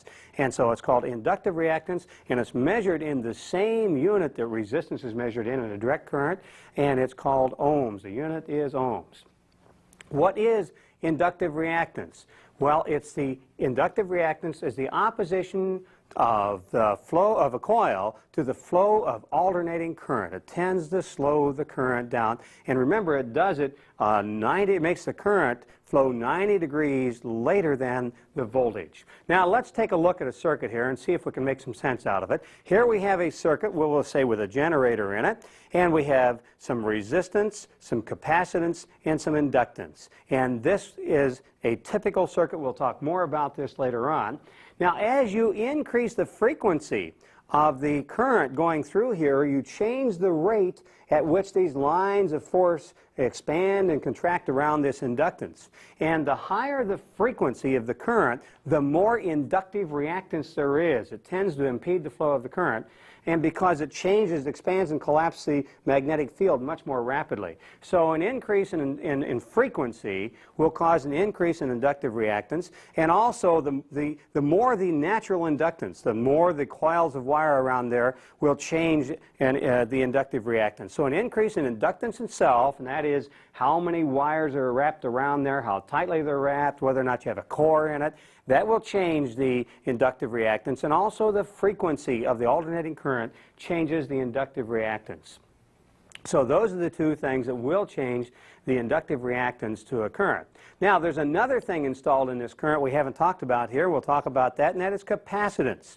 Now, capacitance is basically two metal plates next to each other with an insulator, or a dielectric it's called, an insulator in between them. And what happens is, remember, this is current that tends to build up, and you build up a charge, and as the current flows, it charges one of these plates. So let's have the current coming through here, charging this plate. Now, if this were direct current, because there's an insulator between the two plates, the current would charge the plate and quit flowing because it couldn't get across this capacitor. But what happens is, with alternating current, the current tends to immediately charge the plate when it gets to a capacitor. It's in a static, all you're doing is putting a static electricity charge on the plate here. So if a static electricity charge on this big plate of metal, and it actually could be aluminum foil, 2 sheets of aluminum foil wrapped around each other with a dielectric or an insulating material between them. But anyway, you're charging this plate first, and if it's direct current, the current will quit flowing immediately. But if it's alternating current, the current tends to reverse in direction, and then what happens is the capacitor gives up its charge right away. And so then the current will flow back this way, charge the capacitor, then it gives up its charge when the current's going back. So this capacitor also tends to impede the flow of current. You can see that when you have direct current, the impedance is absolute. It just completely stops the current going through here. But if the alternating current has a frequency to it, as the frequency increases, this capacitor tends to impede the current less and less because it charges the plate and it gives up its charge. Charges the plate, gives up the charge. And the faster the current changes in frequency, in direction, in other words, the faster the frequency of the current, the higher the frequency of the current, the less impedance is imposed by this capacitor here. And by the way, since the capacitor is almost like a short at first, it gives a place for the current to go, what happens is that the current is about 90 degrees ahead of the voltage. Now, impedance, remember that the current's about 90 degrees behind the voltage, and this is going to become important. So now, what determines the amount that a capacitor can store? Well, let's take a look at it. It's directly proportional to the plate area and inversely proportional to the distance between the plates. If you have great big plates, it can store more electricity, and if you move those plates further apart, it can store less. So the closer the plates are together, the more it can store, and the bigger the plates are, the more it can store. Now, there is a maximum working voltage of a capacitor because the dielectric is only so strong. And so if you had too much voltage, it would just jump right across the capacitor and, of course, ruin the capacitor. So what they say is the working voltage of a capacitor should be at least 50% greater than the highest applied voltage you're ever really going to put on it. Otherwise, you could short out the capacitor and go right across it. Now, sometimes in a circuit, including DC circuits, you'll see capacitors installed like this so they go to ground. Now, why do they do that? Well, they do that to smooth out fluctuations in current and voltage. Let's take a look at how it works. Let's assume you have a current going like this and the voltage increases. That voltage will tend to charge this plate of the capacitor, and then when the voltage decreases, that capacitor will give up that charge, and the net result is that it's smoothed out fluctuations in current and voltage. So, sometimes a capacitor in a DC circuit is installed to smooth out slight pulsations in current and voltage. Now, just as there are variable resistors, there are variable capacitors, and the FAA is going to ask you on the test, what is the symbol for a variable capacitor? So let's take a look at figure 17 in the back of the book. And in the upper left-hand corner here, you'll see a variable capacitor. It's E. Let's take a real good close look at that. And we get in there and look at that. The symbol for a variable capacitor is the capacitor symbol, the normal capacitor symbol, with a little arrow through it. When you see that arrow on a variable resistor, that arrow is a variable resistor. On a variable capacitor, the arrow stands for a variable capacitor. So that's the symbol for a variable capacitor. Now let's take a look at what happens when you have more than one capacitor in a circuit. You can see right here that we have 2 capacitors in this circuit, and we have them arranged in series. That's one after the other. Now, if you were talking a resistor or inductor, and you had more than one in the circuit and in series, you just add up the resistances or inductances and you'd have it figured out. That's not the way it is for a capacitor. A capacitor is the other way. When you have capacitors in series, they behave like resistors and inductors do when they are in parallel. So when different rated capacitors are connected in series in a circuit, the total capacitance is less than the capacitance of the lowest rated capacitor. Let's take a look at a question they're going to ask you about this on the test. And by the way, you won't have to memorize formulas. They're going to give you formulas, but the question goes like this.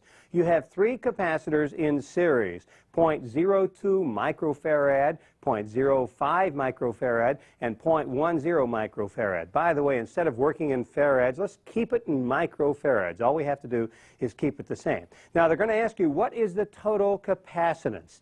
Well, now, capacitors behave when in series like resistors and inductors do when they are in parallel. So they will give you the formula. You don't even need to memorize the formula, and here it is. What you do is you take the capacitors, and it's 1 over this whole mess, and it's 1 over this capacitor, 1 over that capacitor, and 1 over that capacitor. It's the same formula. They will give you that formula. So it's 1 divided by 0.02. You can use your calculator, and that comes out to 50. 1 divided by 0.05 comes out to 20, and 1 divided by 0.10 comes out to 10. So it's 1 over 50 plus 20 plus 10, that comes out to 1 over 80, and so you use your calculator and figure that out, and it's 0.0125 microfarads. So this is capacitors in series.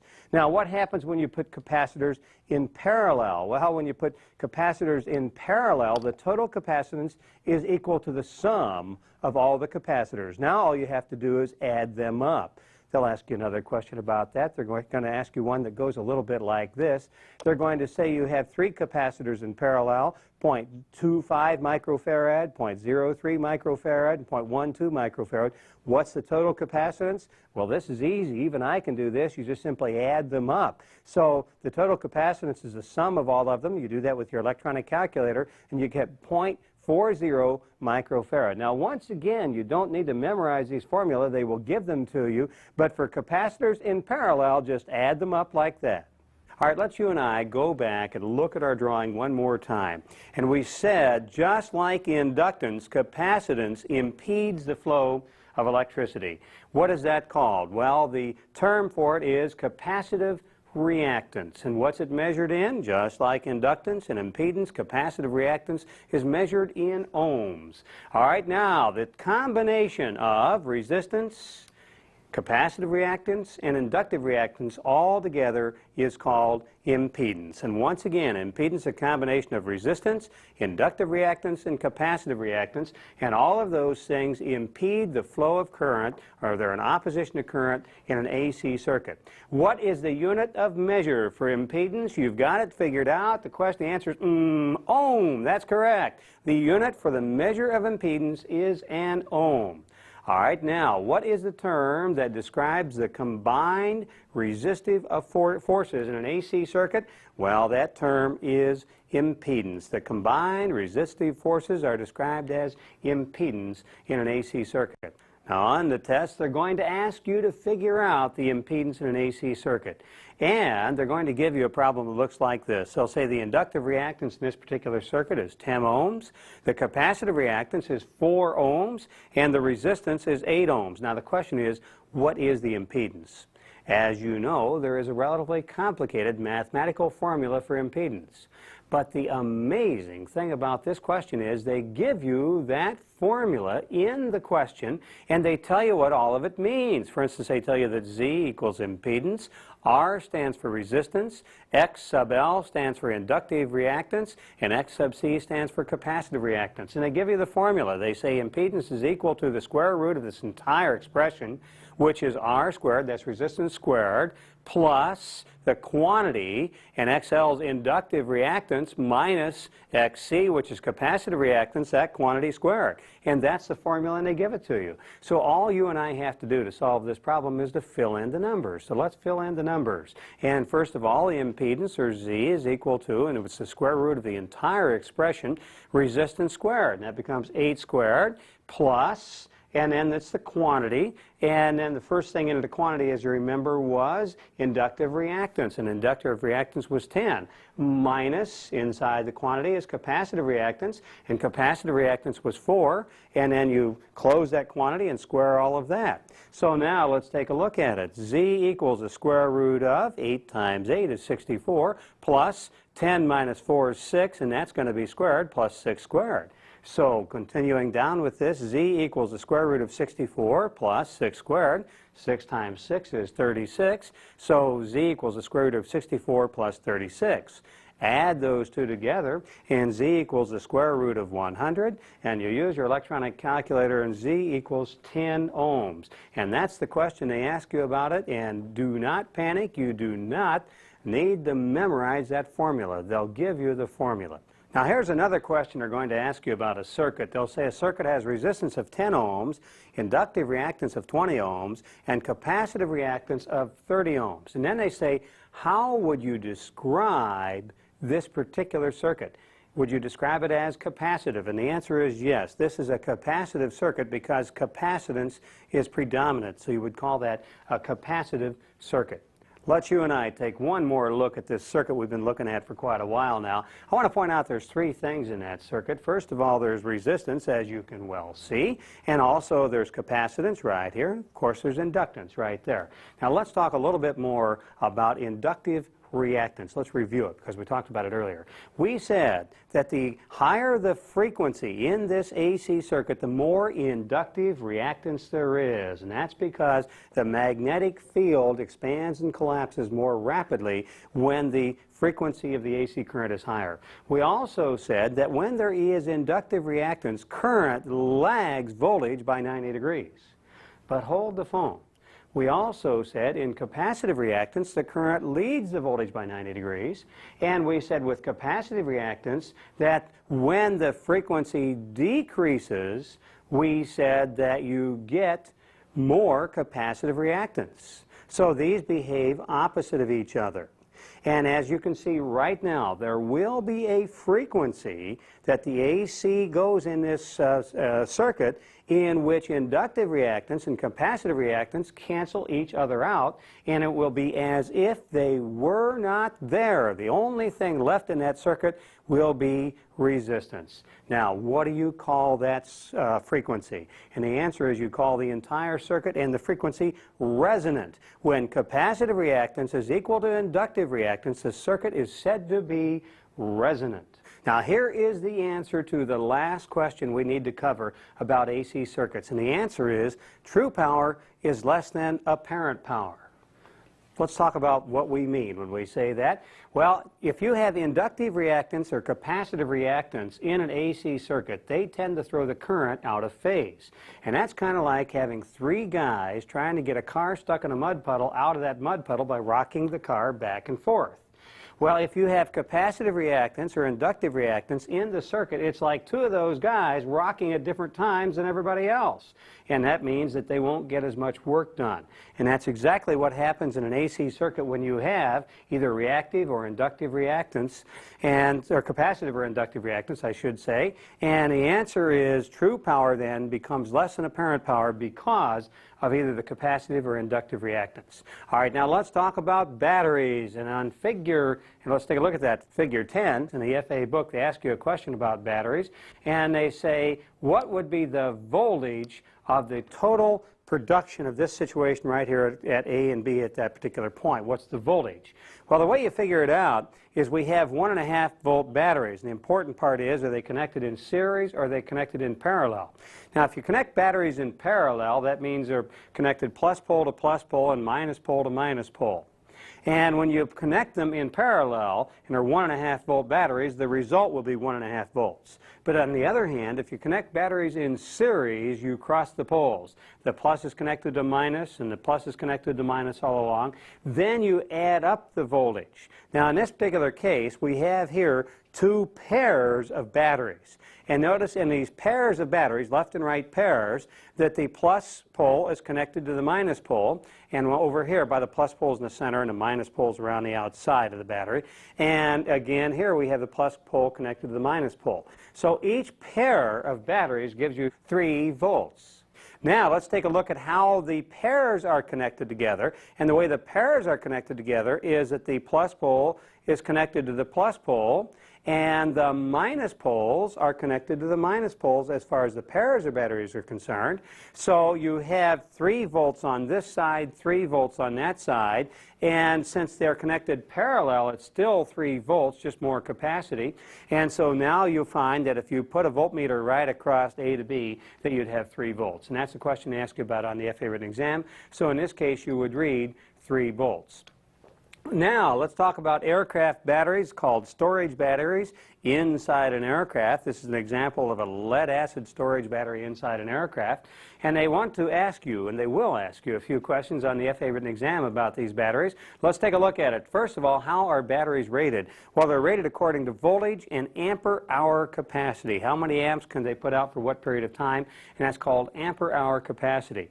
Now, the state of charge determines the current that will flow through a battery while it's being charged in a constant voltage source. Now, let me explain that just a little bit. And a constant voltage source is like a charger or a generator in an alternator in the aircraft. And the generator or alternator puts out a constant voltage, we'll say 14 volts, and when the battery is extremely low, a lot of current flows into the battery. But when it's charged, very little current flows into the battery. So it's the state of charge that determines the current which will flow through a battery while being charged by a constant voltage source. By the way, the other way you could charge a battery, and you do this very often on certain batteries, is a constant current source of charging a battery. We'll talk more about that later on.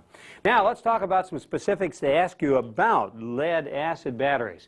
First of all, they want you to know that a sulfuric acid that's used as an electrolyte in there has a much lower freezing point than water. And what that tells you is a fully charged lead-acid battery will not freeze until extremely low temperatures are reached, because most of the acids in solution, and sulfuric acid has a much lower freezing point than water. Another question they ask you about is a hydrometer reading. And what you do is you can measure the charge of a lead-acid battery by measuring the specific gravity of the electrolyte with a hydrometer. And they want you to know that a hydrometer reading does not require a temperature correction at 80 degrees Fahrenheit. And that's generally true because anywhere between 70 and 90 degrees Fahrenheit, you do not have to correct the hydrometer reading for temperature. So 80 degrees Fahrenheit is a good temperature. Now, let's assume you're working with a lead-acid battery and maybe you tilt it or something and you spill the electrolyte solution all around an aircraft. Well, the owner of the aircraft is going to think that is a very bad thing. They're going to ask you how you did it. But the question is, what are you going to do to get out of this mess? And what you want to do is neutralize it with an alkali. The electrolyte is very acid. You want to neutralize it with an alkali, so you'd use something like sodium bicarbonate, because that's an alkali. So you'd apply sodium bicarbonate, and then, of course, you wouldn't want to leave that lying around the aircraft, so then you'd rinse it with water. The best thing is, don't spill the electrolyte. The owner will not like it. Okay, now let's take a look at another problem with lead-acid batteries. And sometimes you have a sediment buildup at the bottom of a lead-acid battery. It builds up under the plates here in a cell container. And if that sediment builds up enough, it can contact these plates and cause a short circuit. So to prevent sediment buildup from contacting the plates and causing a short circuit, they provide lead-acid batteries with a space underneath the plates to hold that sediment buildup so it doesn't contact the plates. Now let's take a look at nickel-cadmium batteries, or NiCad batteries. As you know, NiCad batteries generally are used in turbine aircraft because they have very little internal resistance and they can put out a tremendous amount of electricity in a short period of time. What is the electrolyte used in a nickel-cadmium battery? It's potassium hydroxide. You need to remember that on the test. Now, the level of electrolyte in a NiCad battery is low sometimes. Let's take a look at when the level is low in a NiCad battery.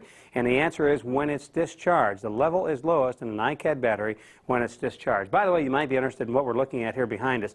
This is a NiCad cell, one cell out of a battery that is being strapped off to short it out to make sure that it's completely discharged before it's charged. Okay, now, remember we said earlier the level in a NiCad battery is lowest when it's discharged. So what would happen if you add water to a NiCad battery when it's not fully charged? Well, the answer is you'd have spewing, excessive spewing, the FAA says, if you add water to a NiCad battery when it's not fully charged, because the level automatically comes up when it's charged and then you could spew it out. Because at the end of a charging period, a NiCad battery tends to put out some gas. Nickel-cadmium batteries or NiCad batteries, which are stored for a long period of time, will also show a low fluid level, and you need to know that. Now, here's a question I do not like on the FAA written exam. They ask you, how do you determine the state of charge of an NiCad battery? And the answer, the only one that can possibly be a correct answer, is that the state of charge of an NiCad battery can be determined by a measured discharge. Now what they're talking about is you discharge the battery at a specified rate and measure its ampere-hour capacity, then recharge it. Now that might be a way to tell the condition of the cells of the battery, but I don't think it's a very good way to determine the state of charge. Doesn't matter what I think. When you look at the FA question and you go back and look at the FA sources of information, this is the only one that's the correct answer. So this is the correct answer regardless of what I think of it on the FA written exam. It doesn't matter what I think. I guess it matters what the FA thinks. So the state of charge of a NiCad battery, according to the FAA on the test, can be determined by a measured discharge. All right, now, should you ever service NiCad and lead-acid batteries together in the same service area? And the answer is no, you should not, because it can result in contamination of both types of batteries because the fumes are not compatible with each other. Now let's talk about charging batteries and the methods you can use to charge batteries. Charging batteries is a good idea. If you couldn't charge a battery, you could use them only once. That's not such a good idea. Let's take a look at the methods. One method you could use to charge a battery is the constant voltage method. Now the constant voltage method is what you're using in the air because a generator puts out a constant voltage, and what happens is the rate of charge is very rapid when the battery is very discharged, and the rate changes and gets less as the battery becomes charged. So the constant voltage method gives you a constant voltage, but the current or the rate of charging varies. Now the advantage of the constant voltage method is that you get a very rapid charging rate, particularly when the battery is very discharged. However, the disadvantage is if you have a NiCad battery, that very high charging rate could actually cause the battery to overheat. So that's both the advantage and disadvantage of the constant voltage method because you're not really controlling the rate that you're charging the battery. Now let's take a look at the other method, the constant current method, and it does exactly that. It does control the current going into the battery, and it does that by varying the voltage. So you have a constant current going into the battery. The advantage is that you do have that controlled charging rate. The disadvantage is that it takes longer when you control the rate, and generally you'll have a lower rate of charge. Now, if you're charging multiple batteries at the same time, you could use the constant voltage method. To use the constant voltage method, the batteries must be connected in parallel, and they can even be of different capacities, but they must be of the same voltage because you're applying a certain voltage to the batteries, and you therefore want the batteries to all be of the same voltage. On the other hand, if the batteries are of different voltages, you could use the constant current method. Then the batteries are connected in series, and they can be of different voltages, but they must be of the same capacity. So if you have them all of the same voltage, you'd probably want to use the constant voltage method. If they are of different voltages, then you could use the constant current method. But if they're of the same voltage and capacity, you can use either method of these two, and it's your choice. Let's take a look at the next question. When do NiCad batteries tend to emit gas? Well, the cells of NiCad batteries emit gas only towards the end of the charging cycle. And we talked about that earlier. Now, on the test, they're going to ask you what determines the cell voltage of a fully charged 19-cell nickel-cadmium battery. And the answer is temperature and the method used for charging determine the cell voltage. So it can vary. Cell voltage normally varies from about 1.45 volts to 1.58 volts, and that's determined by the method for charging and the temperature. Now, one thing about NiCad batteries is they can develop a condition that's really bad called thermal runaway.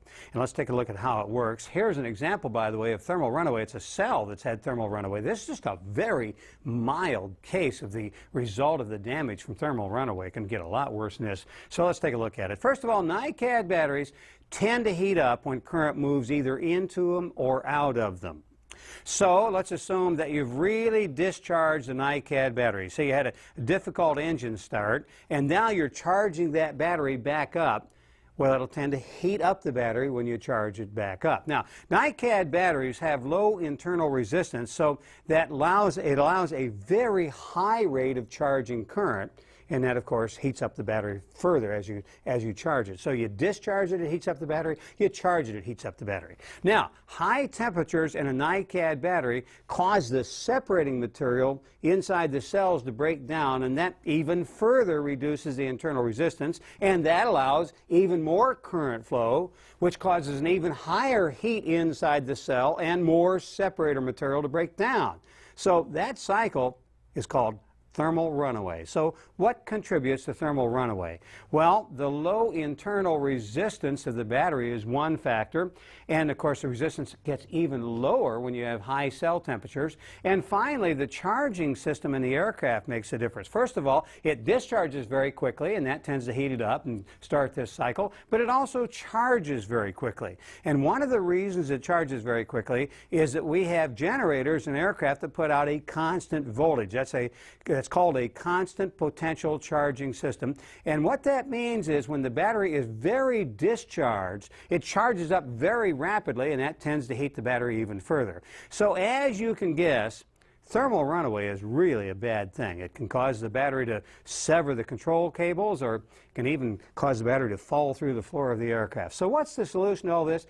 Disconnect the battery so that these things are no longer in play. Let's assume that you find heat or burn marks on the hardware of a battery. What's that an indication of? Well, it's an indication of improperly torqued cell link connections, and it means you have had some arcing there. What is the most probable cause of an excessive amount of potassium carbonate formation on a battery? And the answer is battery overcharging will cause an excessive amount of potassium carbonate formation. All right, and nickel-cadmium battery cases and drain surfaces which have been affected by electrolyte should be neutralized. What should you neutralize them with? And the answer is a solution of boric acid. And that is everything they ask you about AC current and batteries on the written exam.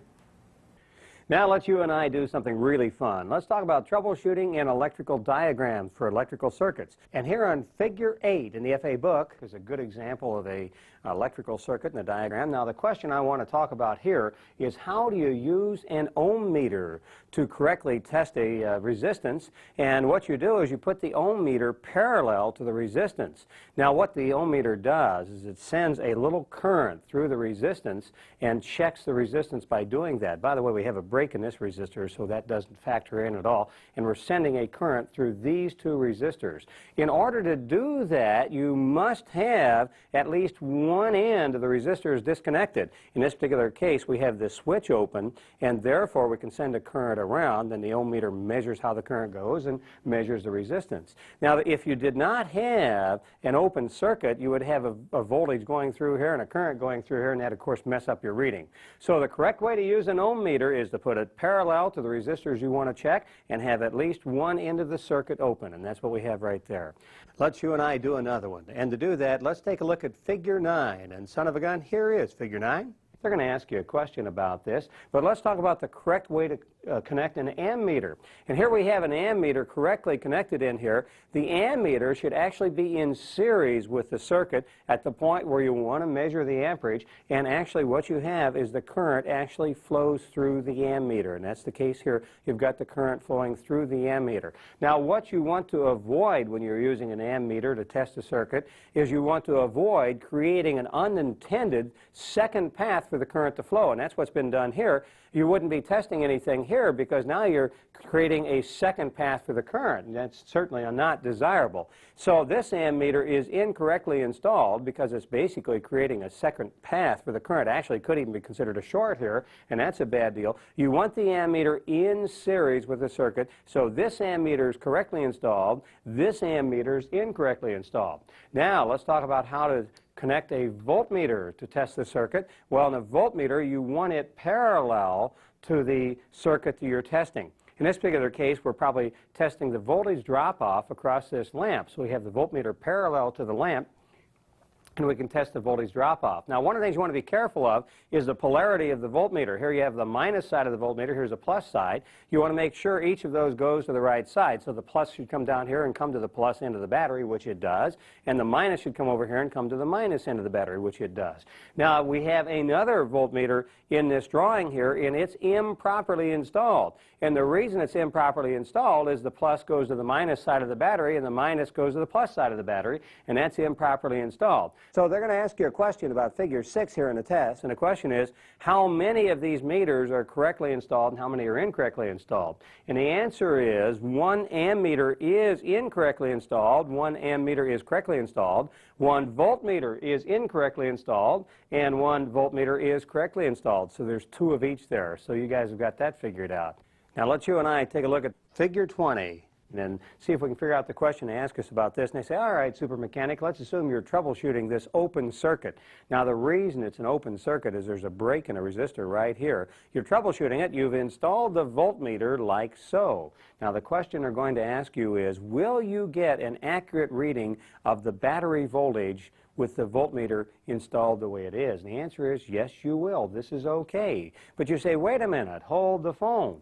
Won't there be a voltage drop-off across the resistance of this lamp?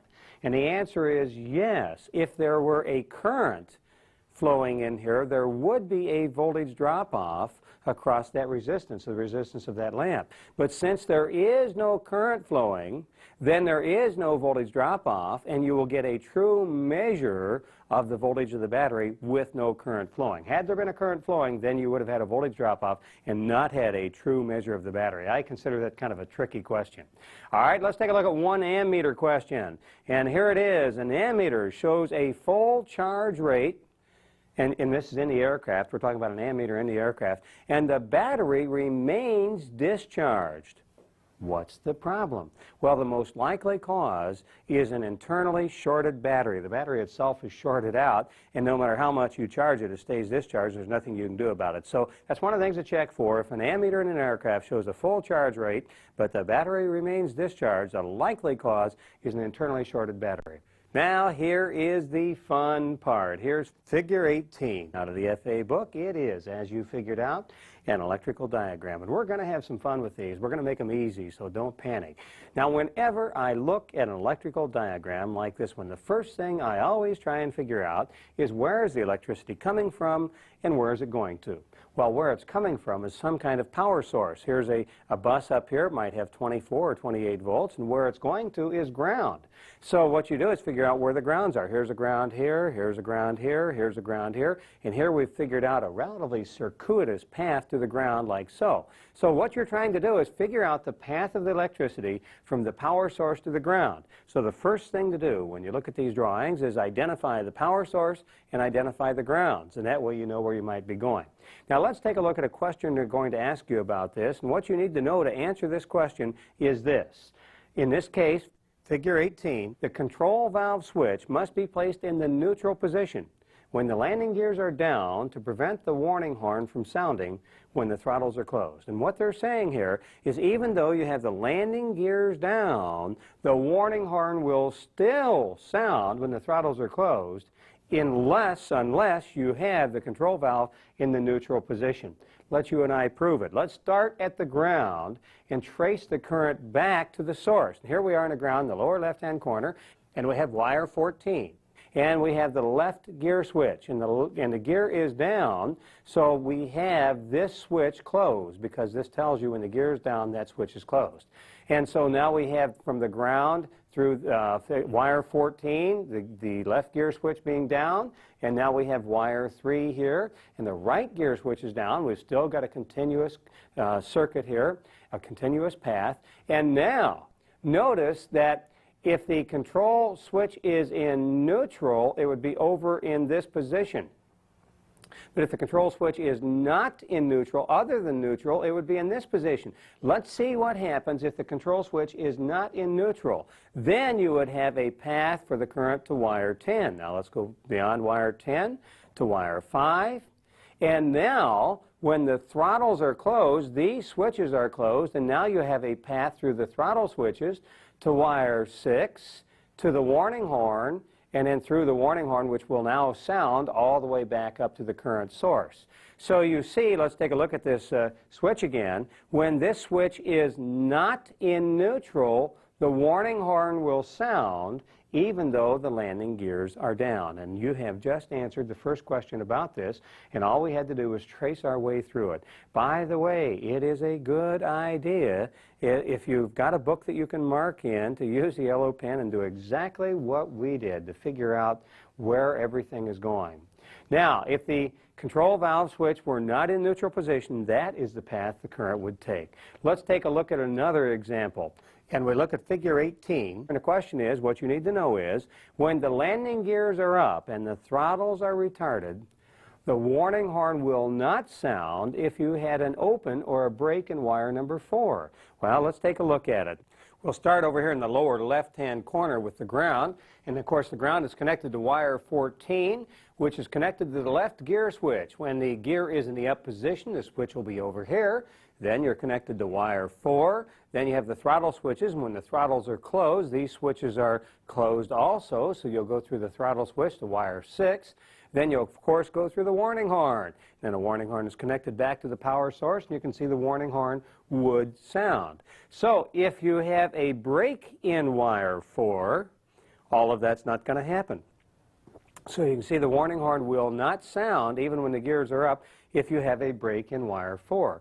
Now they're going to give you some other options. They'll say, well, how about if you had a break in wire 2? Well, if you look at this diagram, wire 2 has to do with the red light warning circuit. So that doesn't have anything to do with the warning horn. And they say, well, how about wire 9? Well, wire 9 has to do with the green light circuit. So that doesn't have anything to do with it. And how about wire 10? Well, wire 10 has to do with the control valve circuit, and that doesn't have anything to do with it. So the correct answer is the horn will not sound if you have a break in wire 4.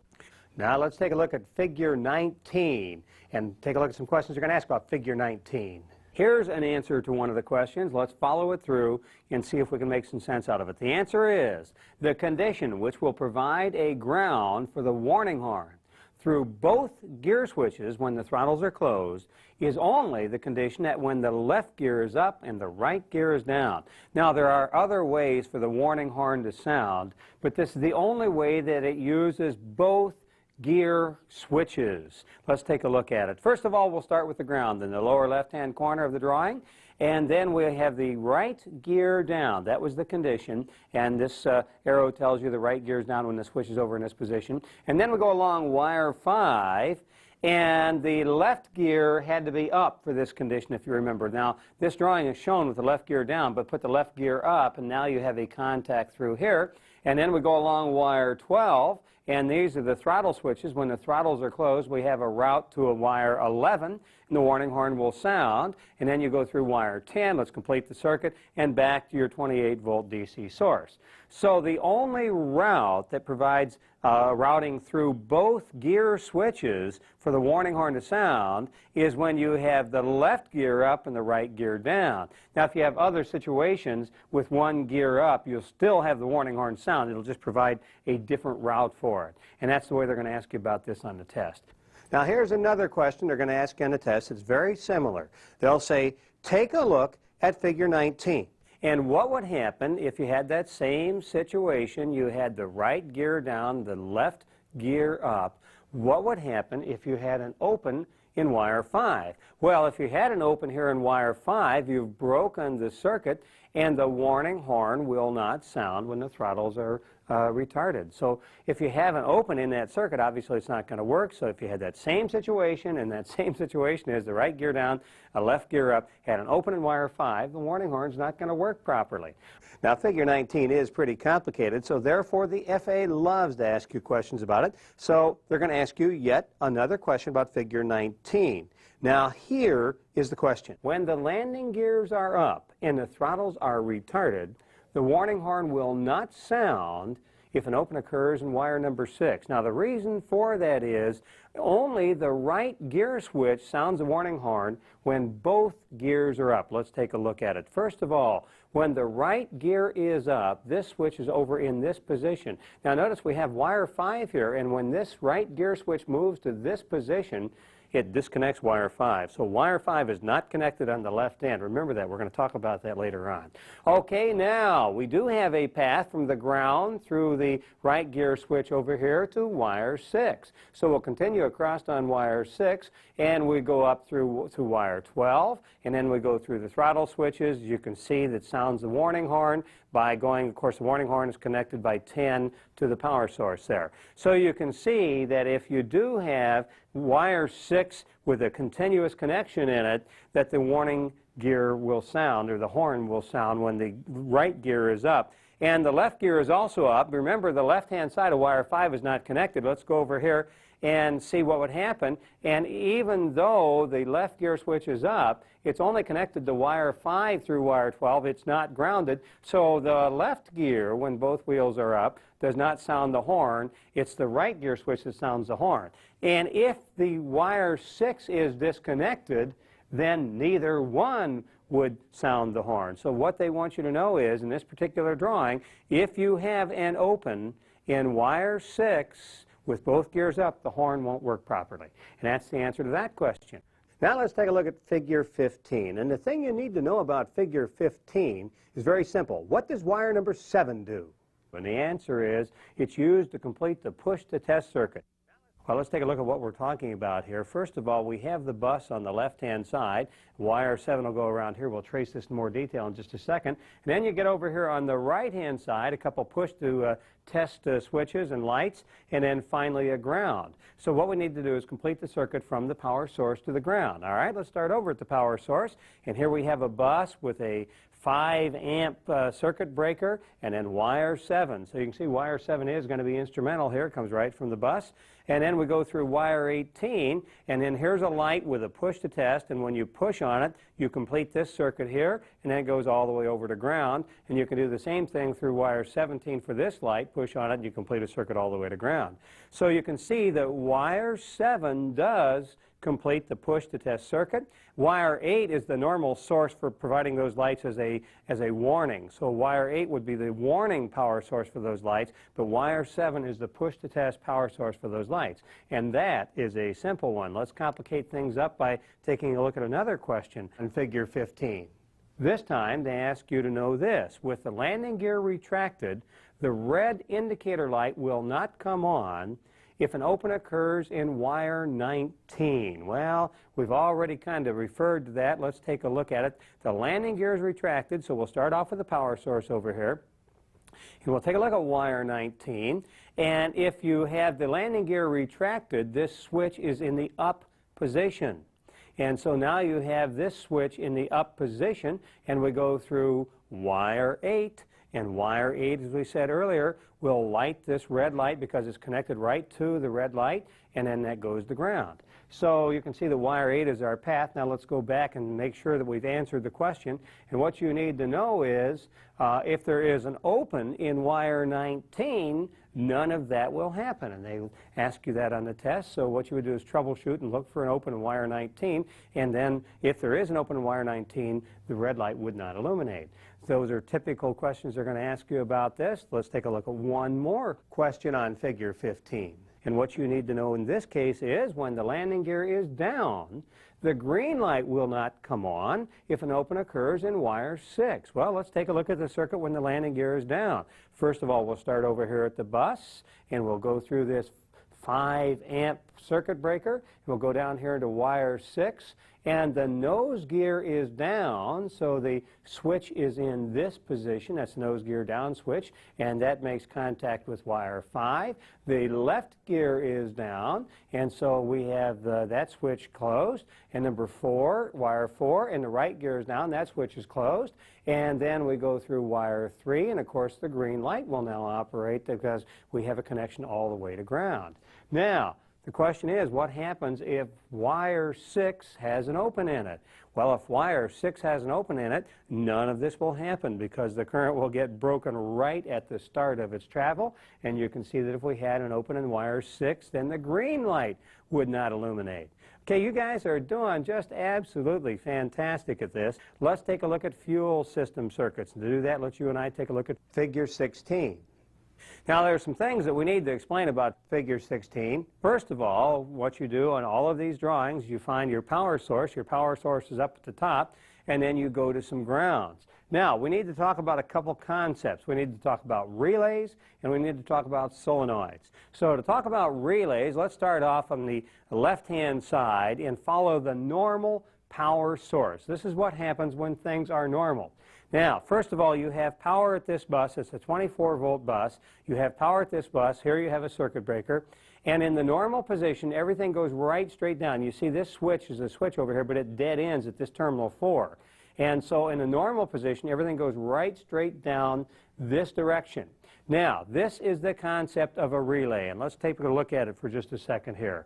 First of all, notice that we've got a ground right here.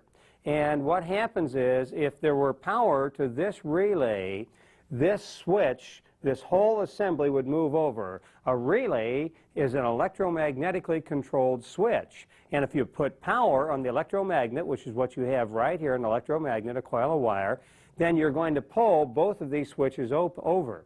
Now, we have this drawing shown with everything without power on it. Here's the way switches look when they don't have power on it. Now, this LTS relay then, when it has power on it, pulls over switches 5 and 6 to this position. They are shown in a position without power on it, so switch 5 would open and switch 6 would close. But as it is right now, there is no power to the LTS relay when things are normal, so switch 5 is closed, switch 7 is closed, switch 9 is closed. None of these relays have power on them. Now let's get down here and talk about the concept of a solenoid. A solenoid is very much like a relay. It's an electromagnetic switch controlled with an electromagnet, but a solenoid has the core move in and out of it. It's got an iron core that can move in and out, and you can use that core to move big things like valves. Now, so this could be, for instance, operating the crossfeed valve. Solenoids, as a general rule, are bigger than relays, and they can operate other things like valves in addition to just little electrical switches. Now, here we have a solenoid. When this solenoid has power on it, what happens is that the whole thing moves over to the right, and switch 12 becomes activated. It changes its position over to this position, and switch 11 becomes activated and moves over to this position. And that opens switch 11 and closes switch 12 in this particular case when this solenoid is activated. But remember earlier I said that this drawing now is shown without any power on it. So without any power on it, we have a path right down here through switch 11, which is not activated, and we'll go right along this wire up here, and then we'll go back up towards the top of the drawing. And we have now finally one relay that has power to it, and that is the PCC relay. And the PCC relay then would open this switch so that there would be no way that power could get on to turn on this light, which is the fuel pressure crossfeed valve open light. And so when things are normal, this PCC relay is activated. Now let's take a look at what other relays might be activated. And let's zoom away and take a bigger look at this drawing, see where our paths are. What we did was we just now went on a path from the bus through all of these relays, and none of them have power on them, so we have a straight shot through these relays, and the solenoid doesn't have power on it, so we're going through this position right here on switch 11, right here to operate the PCC relay, and that will open this switch right here. Now on the other side, we have the 24-volt bus up here, and we'll have power going down this direction like so. And let's take a look at where that power goes when we get down here. And first of all, we have a relay that has no power on it. That's a crossfeed relay, and I'll show you later that only activates when you have crossfeed for the tank crossfeed set on. We don't have it, so there's no power on it, so that switch will be closed. This solenoid has no power on it, so the solenoid only gets power on it, by the way, when the tank crossfeed switch is activated. And so we have no power here, so we're going to go through and we're going to have these switches in a no power position, which is where they are right now. And we'll go through this switch, and we'll go across here, and we'll come up here, and let's take a look and see if we have power on any relay. And son of a gun, we do. We have power on this relay right here, which is the TCC relay. So we do have power on that TCC relay, and that means this valve right here, this switch would open, and the fuel tank crossfeed valve light would not come on. So if you are in the normal situation then that we just described, the PCC and the TCC relays would be energized. And what we're talking about here is they would have electrical power to them. When we're talking about a relay being energized, it has electrical power to it. Now, when it's not energized, the spring holds the relay in the opposite position. When there is electrical power to it, the electromagnet pulls the relay over like so. So you can see that these are the two routes of current. Let's take a look over here on the left-hand side. We have the crossfeed relay right here, and this is the fuel crossfeed relay. And that only gets activated when the switch up here at the top, and here's the switch up here at the top, is in the crossfeed position. If it's in the crossfeed position, then power comes over here. So you can see that this crossfeed relay, when it's on, then would pull 9 and 10 over, and it would also activate the far right-hand side down here and pull 17 and 18 over. And it would also then activate at the same time 19 and 20. Since that relay is not activated, that's why we don't have to worry about the path changing here. So what we have activated when things are normal are the PCC and TCC relays. Then they're energized. All right, now let's take a look and see what would happen if you move the fuel selector switch to the right-hand tank. Okay, we'll start up here at the bus, and here we are up the bus up here like so. And let's get in a little tighter and take a look at how we're going to move this to the right-hand tank. And here we are. We'll move this switch to the right-hand tank. What it would mean is you start at the bus, you go through here, now you have a connection to this position right here. And that means the power is going to take this direction right here. So let's take a look and see where it goes. And when that happens, the RTS relay is energized. Now, the LTS relay is not energized, so the current is coming from the bus right straight down here. But when the RTS relay is energized, switch 7 is moved to the left, and that's an open. And now switch 8 is closed, and now we have a path that goes like this for the current. Now, since we have a path that goes like this for the current, we hit terminal A here, and that means this whole solenoid is activated, and switch 12 will close and switch 11 will open.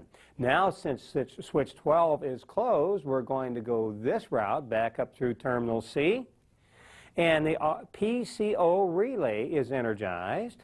And when the PCO relay is energized, switch 13 is closed, and power comes from the bus right through here, and then the fuel pressure crossfeed valve light would be open in that particular case. All right, now let's take a look at where else the current is going in this particular case. And we'll start it up again at the upper right-hand corner. And when you get in the upper right-hand corner, taking a look at that, there we are. We're at the upper right-hand corner. And we have the 5-amp circuit breaker. The power comes down here.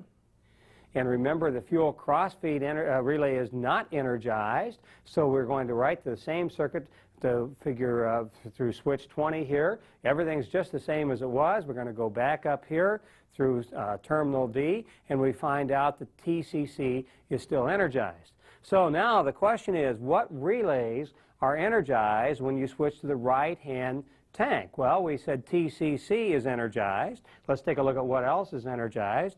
And if you take a quick look at it, RTS, let's zoom in a little tighter and make sure we're looking at RTS. RTS becomes energized. And then also PCO becomes energized. PCO was way back up here, and PCO becomes energized. So you see, if you switch the right-hand tank, the relays RTS, PCO, and TCC become energized, and they have operated. Well, wait a minute. I can hear you asking right now. You want to know what happens if you switch to the left-hand position. All right, I could tell you we're going to do that, so let's switch to the left-hand position. We'll start out at the bus, we'll come through this switch, and we'll take a close look here at the valve and make sure that we're in the left-hand position with it. And if you zoom in tight, you see now we have the left-hand tank right here. So now we're at the left-hand tank.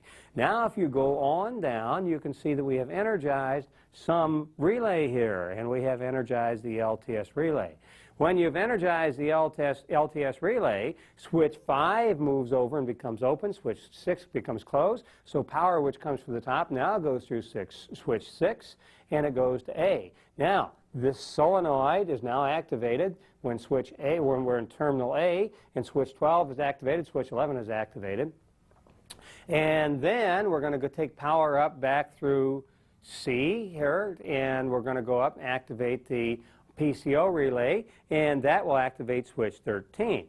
All right, now let's take a look again what happens on the other side of the drawing when we put power in on the other side of the drawing, and it's all the same every time unless we operate that tank crossfeed switch. But here we have power coming down from the 5-amp circuit breaker, and once again it goes through the right-hand side of this solenoid back up, and once again, since we haven't operated that tank crossfeed, we're still only going to have one relay activated, and the relay activated is this TCC relay, which activates switch 16.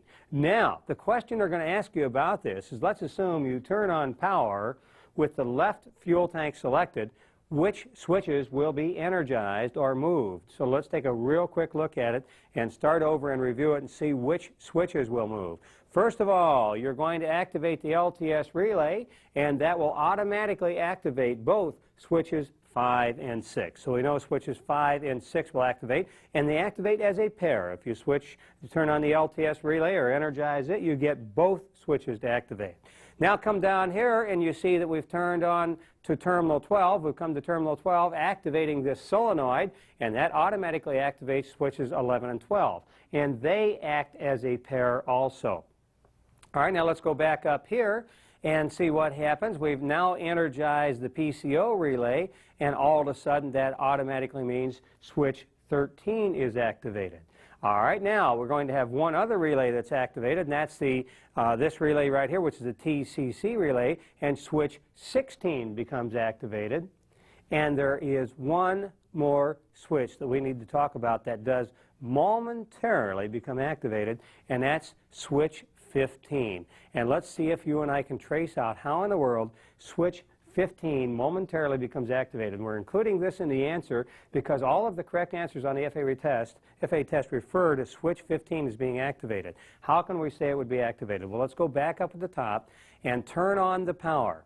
And what we have selected the right-hand tank, but at the very moment you turn on the power, what's going to happen is these relays have not been activated yet. So there is a path of current right straight down through terminal 11. The solenoid's not activated yet because you just turned on power at that instant, and you're just for a second going to get a flicker of power over here to the PCC relay, and that will activate switch 15. Now, as soon as power comes on, all those relays will activate, and that'll cut off power to switch 15. But for just an instant, we're going to have power to switch 15, and that will operate also, and that's why we include 15 in the answer. Now, the real reason we include 15 in the answer is the FAA has it in all of their answers that make sense, so we know they expected that switch to operate for just a split second there. So the answer to this question is, if you select the fuel tank position of the left-hand position, turn on the power, switches 5 and 6, they operate together, 11 and 12, they operate together, 13, 16, and 15 will all become moved or energized or activated, and 15 is only activated very briefly. Now let's take another look at figure 16, and let's take a look at another question they're going to ask you here on figure 16. And the question they're going to ask you says, if the PCO relay in figure 12 failed to operate when the left-hand tank was selected, what would happen?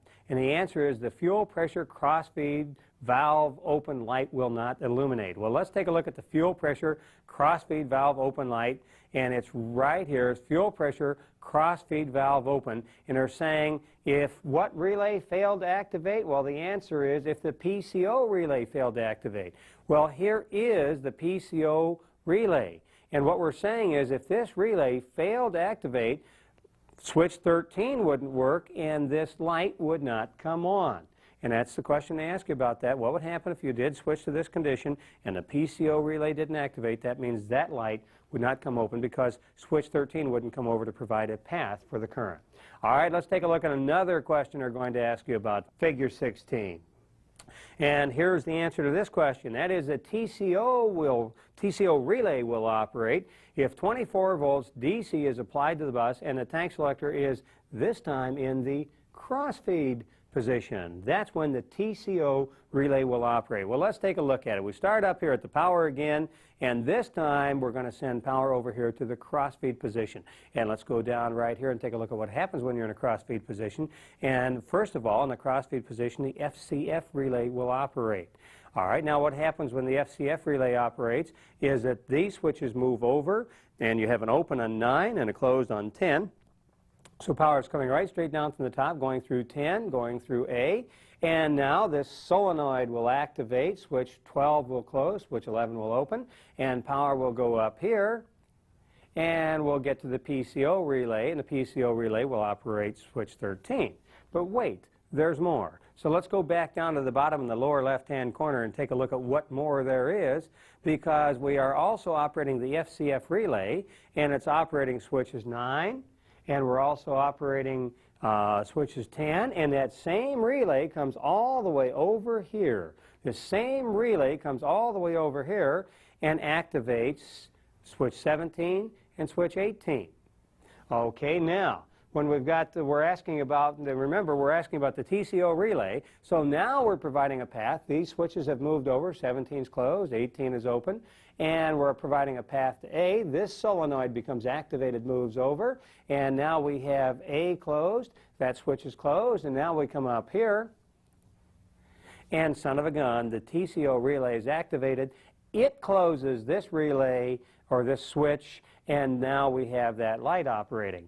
And so through all of that complicated route, the TCO relay was activated because we have crossfeed on, and if you go back in the lower left-hand corner, you can find out why that happened to you. And the reason that happened is when you turn crossfeed on, the FCF relay is activated, and that pulls this whole bar of switches all the way across and activated that particular relay at the top, which was the TCO relay. See? Nothing to it. All right, now let's cover just a last couple items about electricity. And before we do that, before we take off and do these new items, I want to point out to you that the way that I think is easiest to answer all these questions is when they ask you on the test, get a pencil and paper and make a chart and say, what would happen if the power was normal?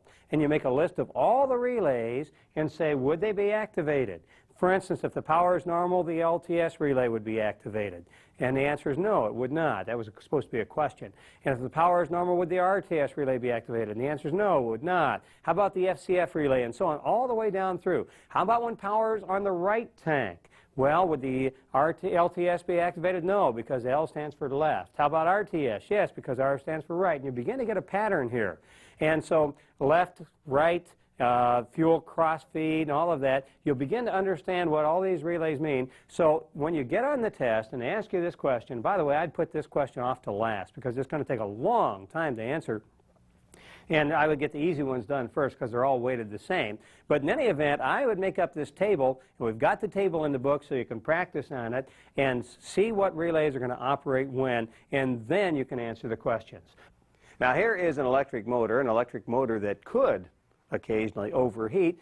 Now, what is the desirable thing when an electric motor overheats? Well, the desirable thing is this. You have a thermal switch in the electric motor that breaks the circuit and prevents a fire. That's the desirable thing, and that's what they tell you will happen on the test, that when an electric motor malfunctions and overheats, it can incorporate a thermal switch that will break the circuit. Now, that's logical, and speaking of logical, let's talk about a new subject, and that is called logic gates. Logic gates are circuits that you can use to pass on information, and they're based on the idea of binary mathematics. Binary mathematics means you can have either 1 or a 0. Something has either got a charge on it or no charge on it. If it has a charge on it, it's a 1. If there's no charge on it, it's a 0. And you can use that system to pass on information. And this is a logic gate, and here's the way it would work. First of all, you have an input, and each input can have either a charge on it or no charge on it. And if a certain condition satisfies the requirements of the circuit, then information can be passed out here. If this is true, then I'm going to turn the charge on here and put an output here. This particular logic gate we're showing right here is what is known as an AND gate. Because what happens is, in order for there to be an output charge out here on an AND gate, in this particular case, what you have to have is all three of these be true. There must be a charge here, and here, and here. And if all three of those are true in this particular case, then you would have an output here, and that is what is known as an AND gate. So all three of them have to be true. Now, they're going to ask you a question about this on the test, and the question they're going to ask you about it on the test is, if you had this logic gate depicted and you had an output of 0, what would be the case? How would that get to be that way? And the answer is, in order for there to be a 0 output, you must have one of these not have a charge on it. Because in order for there to be an output, you have to have all three have a charge on them. That's called an AND gate. Now let's take a look at what is known as an OR gate. And an OR gate, you might notice, has the shape of a boat. And if you have any trouble remembering that this is an OR gate, remember that boats have oars. and I am so sorry. That's the way it works. You're going to remember it now for the rest of your life.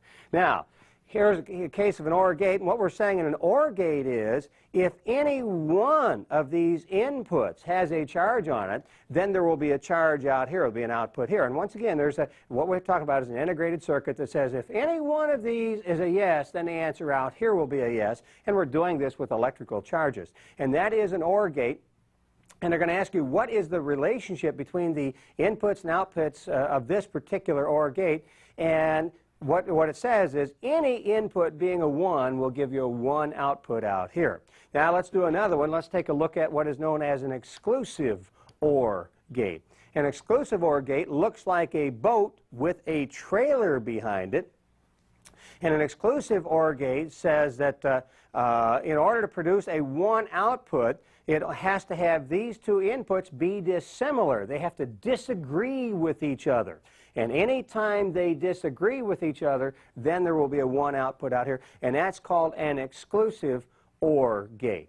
Now, let's take a look at the question. They're going to ask you about this on the test. They're going to show you several of these, and they're going to say which one of these is an exclusive OR gate. Well, what you do is you take a look at it. You know that the inputs have to disagree with each other. Well, this input here, the inputs don't disagree with each other. Here they disagree with each other, and the output is a 1. So that is an exclusive OR gate here. Here, they disagree with each other, but the output's a 0, so that's not a properly operating exclusive OR gate. So number 2 on this figure is a properly operating exclusive OR gate. And this is basically an integrated circuit to do this, and it's just a way of conveying information. Now, integrated circuits, as you know, often contain transistors, and it would be helpful to you on the test to understand how a transistor works. Here's a whole bunch of different kinds of transistors, but let's take a look inside a transistor and see if we can figure out how they work. Now, transistors, as you probably already know, are made of silicone material that are doped with another kind of material to change the characteristics of the silicon. And if they're doped with a certain kind of material, it's called, the silicon material becomes N-type silicon material. And in that particular case, N-type material has lots of free electrons in it. And P-type material, if it's doped with another substance, it becomes P-type material. And P-type material has lots of holes in which electrons can go.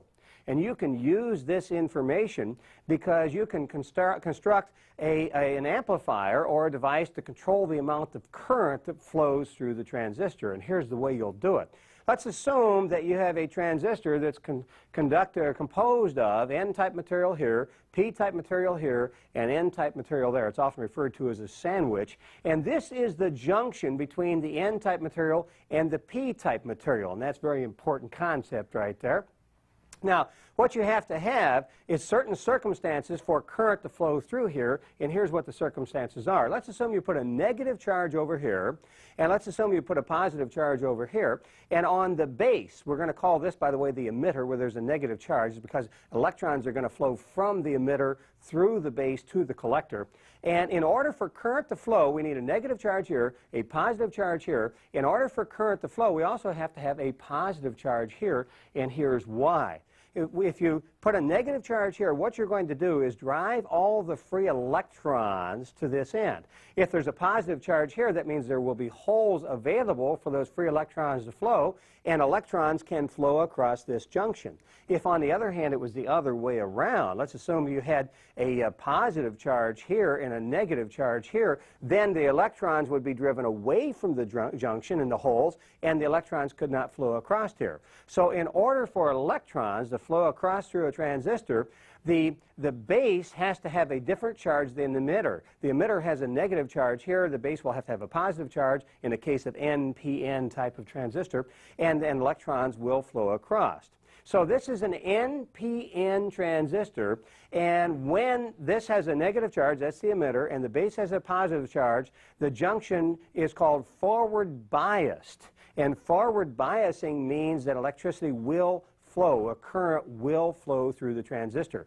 Now, another kind of transistor you might have would be, instead of an NPN transistor, would be a PNP transistor, and it's forward biased when the base is negative and the emitter is positive. And you can remember that because that's N, negative, and that's P, positive. And that's how you remember it. So in order for a transistor to conduct electricity, it has to be forward biased. And on a PNP type of transistor, it's forward biased when the base is negative. So the middle of this sandwich is called the base. The part that sends off the electrons is called the emitter. And the part that you might think of as catching the electrons is called the collector. Now, let's take a look at some questions they're going to ask you about that. And to do that, let's take a look at Figure 22. And Figure 22 is the symbol for a transistor in a schematic drawing. It's a symbol you would use in a schematic drawing for a transistor. And here we have a collector over here, and we have a base, and we have the emitter. Now, notice the base is more positive than the emitter, and that's what you have to have in order for current to flow. And by the way, even though we said the electrons flow from the emitter to the collector, current is different than electrons. Just matter of convention, you say that current flows from positive to negative. We know electrons flow the opposite direction, but when you're talking about how current flows, it's said to flow from positive to negative. So this is a properly biased transistor right here because the base and the emitter have opposite charges from each other. Now let's take a look at the question they're going to ask you about this on the test. And the question they're going to ask you goes like this. They're going to show you these three and say which one of these has current flow. And it's properly set up transistor for current flow. And we've already said it's number one because the emitter and the base are opposite each other. And remember, current is always said to flow from positive to negative. So this is out because they got the current flow in the other direction. And down here, we have a negative base and a negative emitter, and that won't work. It's not forward biased. So drawing number one is a transistor that will allow current to flow. Now let's take a look at Figure 23, and let's take a look at another question we're going to ask about electrical things involving a transistor, because here is a transistor right here at this point. And let's back off just a little bit more so that we can see this light up here, because what we're trying to do is light that light up there. And what we're finding is that we have a negative ground here, and we have a battery over here with positive over here. And when we have current flowing through this whole assembly, we're going to light that light up there. Now, let's take a look at it. We have here a transistor, and when there is a positive charge on the base, current will flow, because here we have a negative emitter, positive base, and a positive collector. So when there is a positive charge on the base, current will flow and the light will light. Now, let's take a look at what we have here. We have here a rheostat, and we can tap off this resistor anywhere here, and if we tap off up on this direction more towards the positive pole of the battery, then we'll have a positive charge. If we pulled off down here, we'll have a less positive charge on the base. So we can control the amount of positive charge on the base by where we tap off. If we tap off closer to the positive pole of the battery, then we would have a positive charge on the base, current would flow, and the light would light. Now, a couple questions they're going to ask you. First of all, what would happen if you had an open here, and instead of having R1 shorting the ground as it does, you just had a complete open? Well, if you had a complete open, then you wouldn't have this flow to ground, and therefore you would have a very positive charge on this base, and what would happen is current would flow all the time.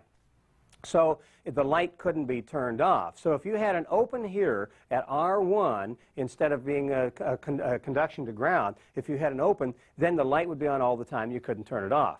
Now, what would happen if R2 stuck in the up position? Well, the same thing would happen. The light would be on full bright because if you had R2 stuck in the up position, what happened is you'd move that tap on the rheostat closer to the positive end of the battery, and the light would be on all the time. So you can see now that being an A and P, it does make sense to understand transistors, because at least they're going to ask you this question on the test, and therefore you need to answer it on the test.